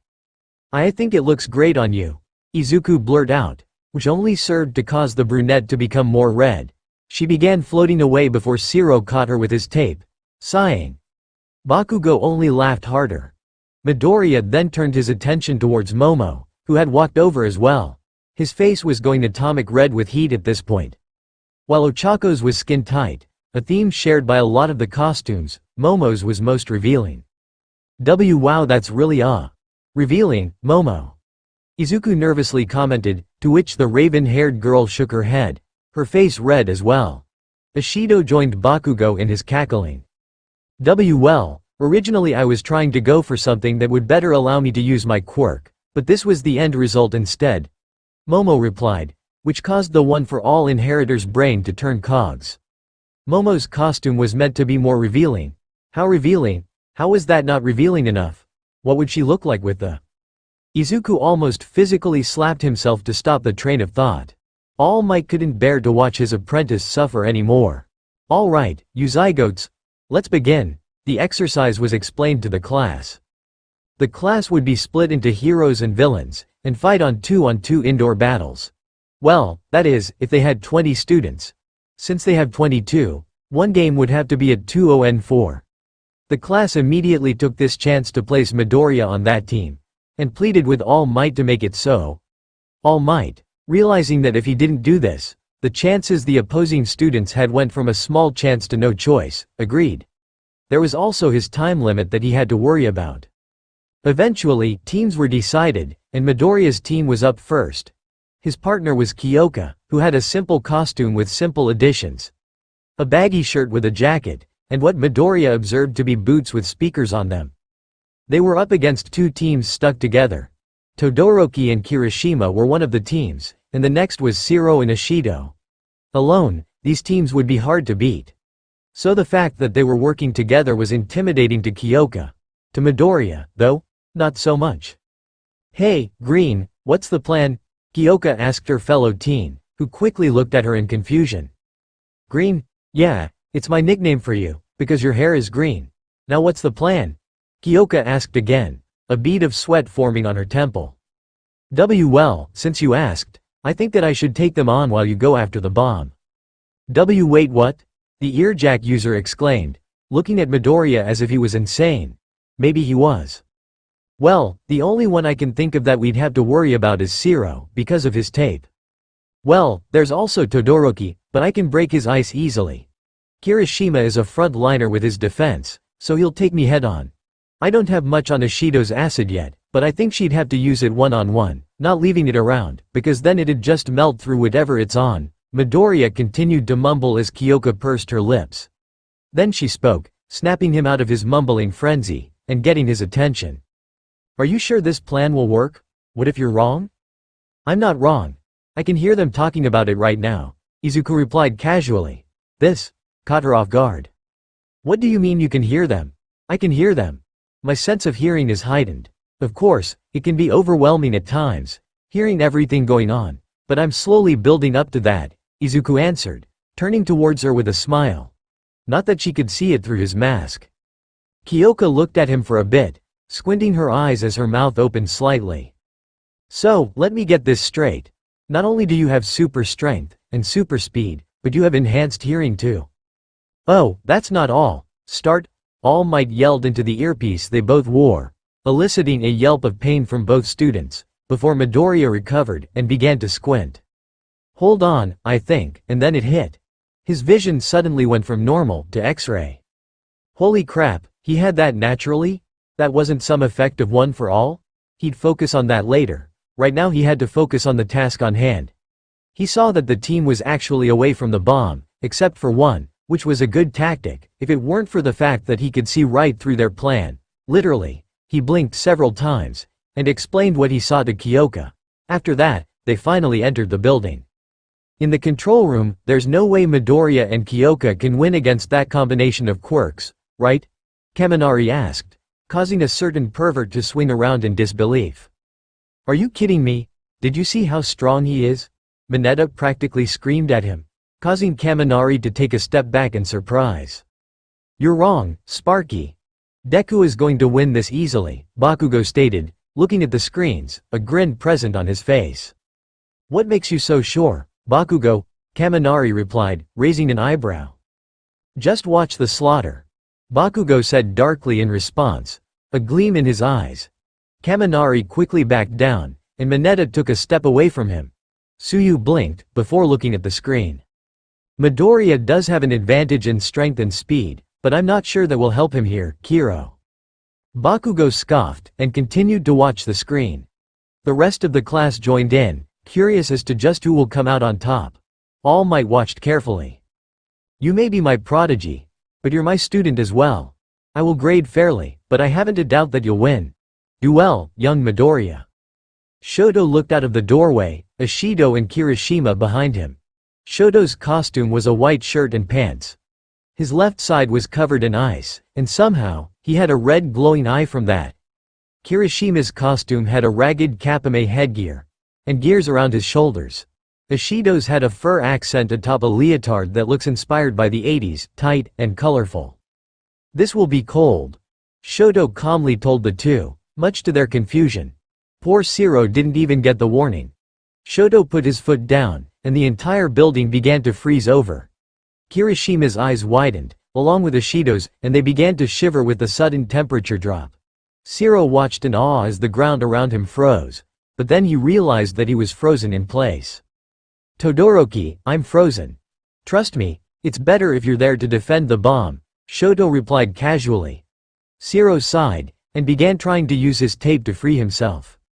Midoriya and Kyoka were on the first floor when the ice struck. Kyoka's ear jacks were in the wall, trying to listen for any details they did miss, and Midoriya bet that it would be pleasant if they were frozen there. Kyoka. Your jacks? Jiro became confused for a split second before she saw the ice. Her eyes widened as her jacks almost flung out of the wall, just as the ice froze over where they were. Of course, that didn't stop her feet from being frozen in place. Midoriya also had his feet frozen, but he was easily able to break out of it, the ice shattering echoing throughout the halls of the building. He then turned towards Jiro, and stuck out his hands, before retracting them, his face turning somewhat red. Jiro raised an eyebrow, curious as to why he was turning red, before Izuku grabbed her from under her armpits and lifted. She came out of the ice, and Midoriya was quick to set her down and retract his arms. Sorry, he muttered, before exhaling and inhaling, remember the plan, alright? Right, Jiro said, her face also somewhat red from the brief contact. With that confirmation, Midoriya dashed off, having the intent on keeping the main three distracted while she handled Zero and the bomb. Midoriya quickly found them when Todoroki sent a massive wave of ice his way. It slammed into Midoriya, tearing at his costume. While not tearing it too much, it still left scratches in the costume. Izuku, on the other hand, seemed fine. He charged right through the wave of ice. He had to make this quick. He threw his fist forward, holding back so that he wouldn't harm his classmate, but enough where it would knock him down. A blur of red, and Kirishima was in front of Shoto, taking the hit for him. Kirishima grit his teeth as he was pushed back from the punch, his arms, having blocked the blast, feeling the force head-on. He drew one of his fists back and threw it towards Midoriya, who ducked and sent another punch into Kirishima's stomach, his armor cracking and Kirishima being sent into the roof before falling down. He didn't fall far, as a platform of ice formed underneath him. Shoto snapped his head back towards Midoriya, who was coming at him. Shoto's visible eye widened as he threw his hands up, an ice wall forming, to which Midoriya broke through and threw a punch at Shoto, slamming his fist into the iced-over part of his face. Shoto was sent flying down the hall past an intimidated Mina Ishido, who looked behind her before looking back at Midoriya. She quickly threw her hands up, seeing the guy who froze the entire building failed to stand up to Midoriya. Midoriya quickly wrapped them all in capture tape, before speeding away to meet up with Kyoka. He didn't even get halfway when he got the message. Hero team wins. All Might announced, to which Midoriya gave a smile to it. The entire class looked in awe as Midoriya wiped the floor with Todoroki and Kirishima. Kaminari winced, grabbing his stomach as he felt phantom pain. Ow! Oh god, that must have hurt like hell, Kaminari breathed, to which Shinso gave a nod, wincing as well. Not even my trainer hits me that hard, though, I don't think he could. Shoka was keeping the control room warm so that no one suffered the cold her brother brought about. Bakugo gave a smug grin, and Ochako's eyes shimmered with admiration. Ida's glasses had a small crack in them, and Momo's mouth was agape. Shoka's only visible reaction was the fact that she looked more attentive, now. The group of students walked back in, Kirishima holding his stomach, and Shoto literally icing his face. Zero rubbing the back of his head, while Ishido, Kyoka, and Midoriya were completely fine. Midoriya's suit actually had the most damage, being torn up in some places, due to Todoroki's ice, but nothing that can't be fixed. I was most impressed with the speed at which you handled the situation. Team A, I'd say the MVP for this battle was young Midoriya. All Might exclaimed, mentally cheering in joy. He knew his apprentice was powerful, but that was something else. Midoriya's face lit up with a smile. Although, I do have to ask, young Midoriya, All Might quickly added, causing Izuku's smile to falter just a tad. How did you know where to send Kyoka? The class seemed curious as well, everyone turning towards the boy. He gave a small, nervous laugh, scratching the back of his head before answering. Well, I have X-ray vision as well as super hearing. The entire class's eyes widened at the news, including his opponents. Kyoka didn't show the same shock, since he already told her, but she was still curious as to how he had so many quirks. Unless they were all one convoluted quirk. All Might had already known, from how his body first reacted to One for All. Ishido in particular was shocked, but her shock turned into amusement as she went behind Midoriya and onto his side, getting his attention. So, you can see through stuff, huh? Mina asked, to which Izuku confusedly nodded. Mina grinned, coming a bit closer. Well, you like what you see? Her arms were behind her back with her chest puffed out. Izuku didn't register her question immediately, confusion coming out on his face. His female classmates on the other hand, including Toru, whom keeps forgetting she's invisible, all went red, and immediately went to cover their bodies. Midoriya's head finally caught up with the question. His face went atomic red as he realized what she was asking. No, I don't. Midoriya closed his eyes, before snapping his head up. He could see through his eyelids. Midoriya cursed his quirk mentally. Ishido began to cackle while Bakugo joined her. Iida was chopping his hands in the air, reprimanding both of them, while Mineta cried jealous tears of blood. All Might felt a drop of sweat go down his face, sighing. All right, class, pay attention, please. This got everyone's attention, including Izuku, who snapped his head over to All Might's direction. Ishido's grin remained, however. She was going to use this newfound information to her advantage, she can guarantee that. Can anyone explain why he's the MVP? Momo volunteered, to which All Might let her take the stage. After explaining how Midoriya was the MVP, to which All Might felt sweat run down his face, him not expecting so much of a breakdown. The rest of the matches were pretty uneventful, other than Shoka freezing the team in place, and Shinso taking control of the opposing team. There was also the fact that Bakugo quite literally blew away the opposing team. The class ended, and All Might sped away, only Midoriya knowing why. Change and return to the classroom. were his final words before he sped away at top speed. Midoriya's classmates were in awe. Thinking All Might was so cool, Midoriya could only give a fond smile. Later, after everyone returned to the classroom, the rest of the day proved to be uneventful. Or, the school day at least. It was a different story when everyone got to the dorms. So, Midori, Ishido would say, leaning over the bit of the couch Midoriya was currently sitting on. You have enhanced hearing and X-ray vision, huh? Yes. I thought I already told you this. Midoriya answered, his face becoming a pinkish color. His dorm mates stopped what they were doing, and started listening in on whatever this was. So, I wonder how you use it, Do you like to spy on the rest of us? Continued, causing Midoriya to sink even further into his seat, his face turning even more red. Ishido, don't do that. Oh, even if you can't see us, I'm sure you can hear us, right? The pink-skinned girl pressed on, making the one-for-all inheritor become a sputtering mess. No, I don't. Hey, Ishido, maybe you should stop. Why? Ishido's eyes would go blank, as Shinso pursed his lips, his tired eyes holding amusement, yet also concern for his green-haired friend. Go to your room, and leave Midoriya alone for the rest of the night. Shinso commanded, and Mina followed through with what he told her to do. Once she was gone, Shinso sighed, walking over to the couch and looking over it to see our favorite greenette a shade of atomic red. You alright, Midoriya? I'm gonna take that as a no, Shinso joked, to which Midoriya shot up. I am going to go on a walk. Be right back, he said suddenly, startling Shinso and the others. Before anyone could object, he was already out the door. The girls of 1A were currently a group of blushing messes, sans Mina. Kaminari was jealous, yes, but he didn't let it show. Not yet, anyways. Mineta on the other hand was jealous and not afraid to show it. Shoto had to freeze him in place so he didn't go after Midoriya in a fit of jealous rage. Shoto had a cool expression on his face, not affected by the news at all. Midoriya seemed like a good guy, so he doubted that he ever did anything like that. Toru was currently wondering if he could see her with his X-ray vision, oblivious to the fact that no one can see her. Midoriya wouldn't do that, right? Shoka stated plainly, her face matching the red of her scar. And no. Izuku is too good to do that. Momo reassured her, stuttering as she tried to convince herself of that fact. Ochako was a mess of red and steam. The damn nerd would probably give up being a hero before he purposely did that. Bakugo yelled out, giving some of the girls some relief. Wait, purposely?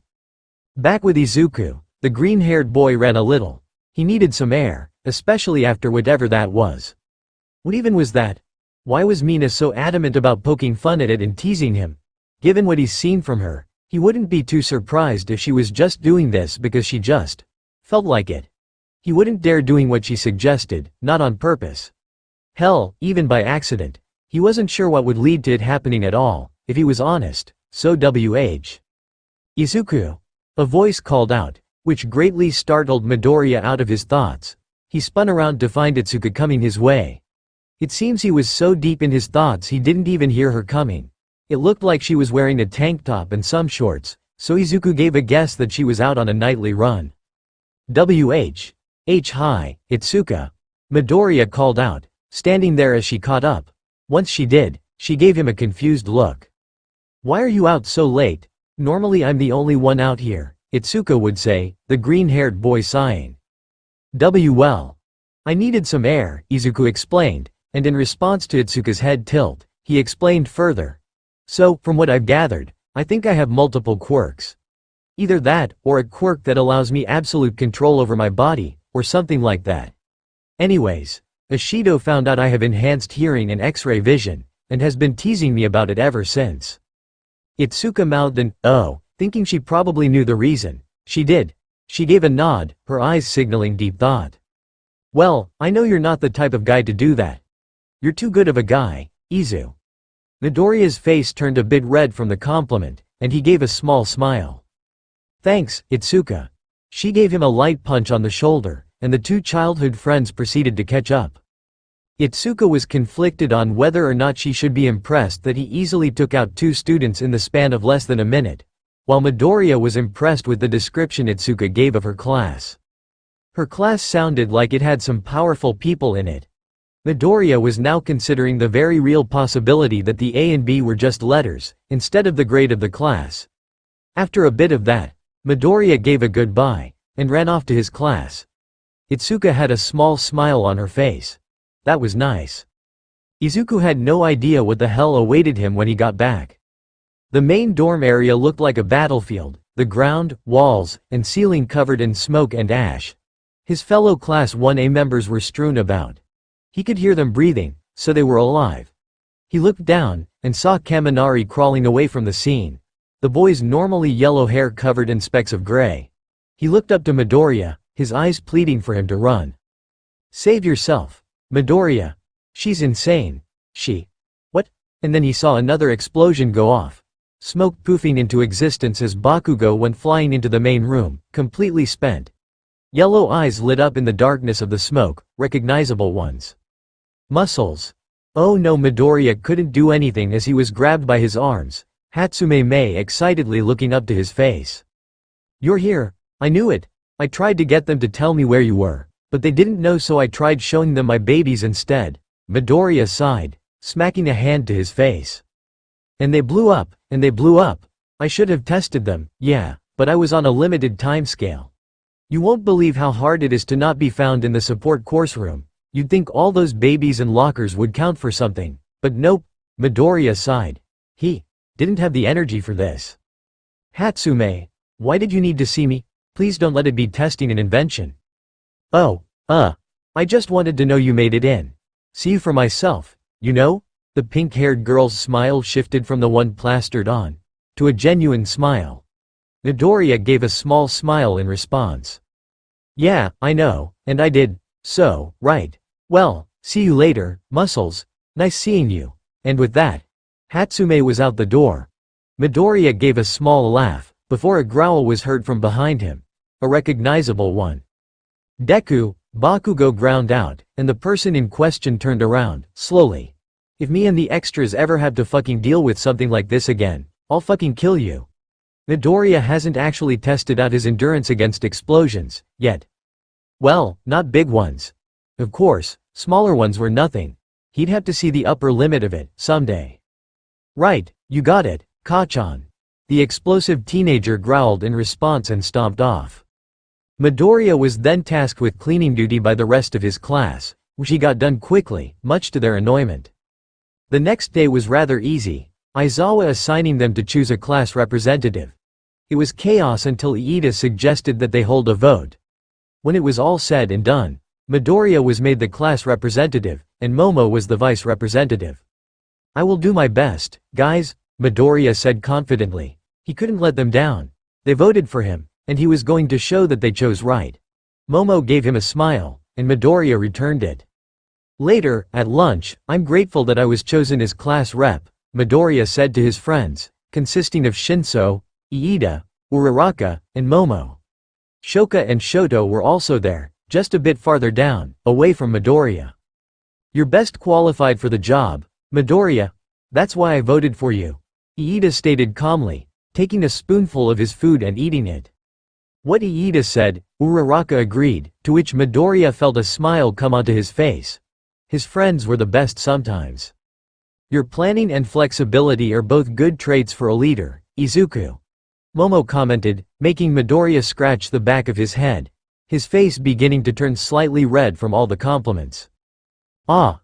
Guys, let's not forget that you also care for your classmates, Midoriya. More than I can say for a certain someone," Shinso added. Bakugo sneezed violently, causing his entire table to turn to him them off. "You guys are too kind," Midoriya finally said, to which his friends gave off small laughs. Shoka looked at Shoto, and it was as if they were mentally communicating, before Shoka spoke. "I also voted for you, Midoriya. My brother did too."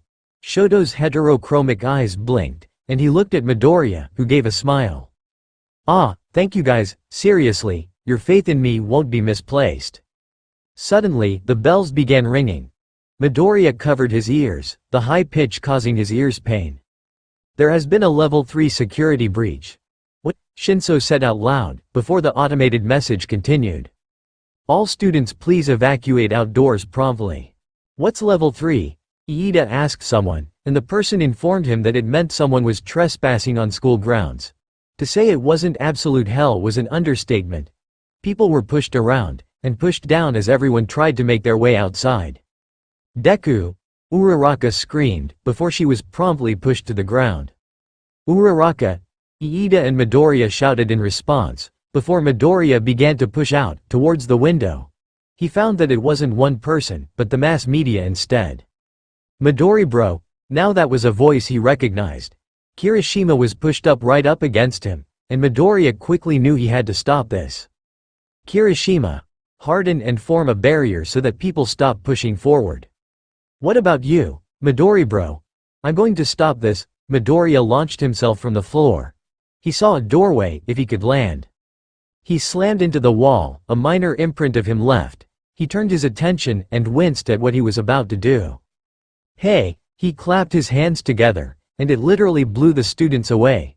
He definitely got their attention. Everyone stopped panicking, and looked at Midoriya. He even saw some of his classmates pop up. It's just the press. There's no reason to panic. Everything is okay. The students' murmurs got his attention. They actually looked out the window, and saw that he was right. Proceed in a calm fashion. It's not a race and nobody is in danger.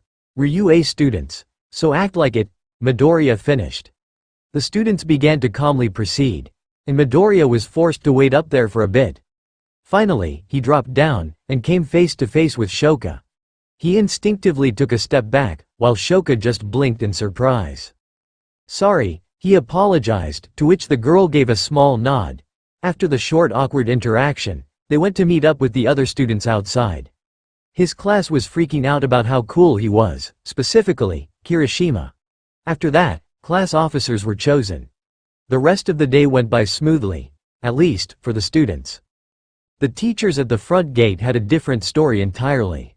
Nezu stood out front, with Midnight, Recovery Girl, and 13, all looking upon the dust that was their gate to prevent trespassers in the first place. Someone instigated this. Nezu declared calmly, either someone slipped in, or this was a declaration of war. Deep in the campus, a little girl with white hair and dirty clothes peacefully sleeps in a bush, completely unaware that the only reason she got in was because someone did declare war.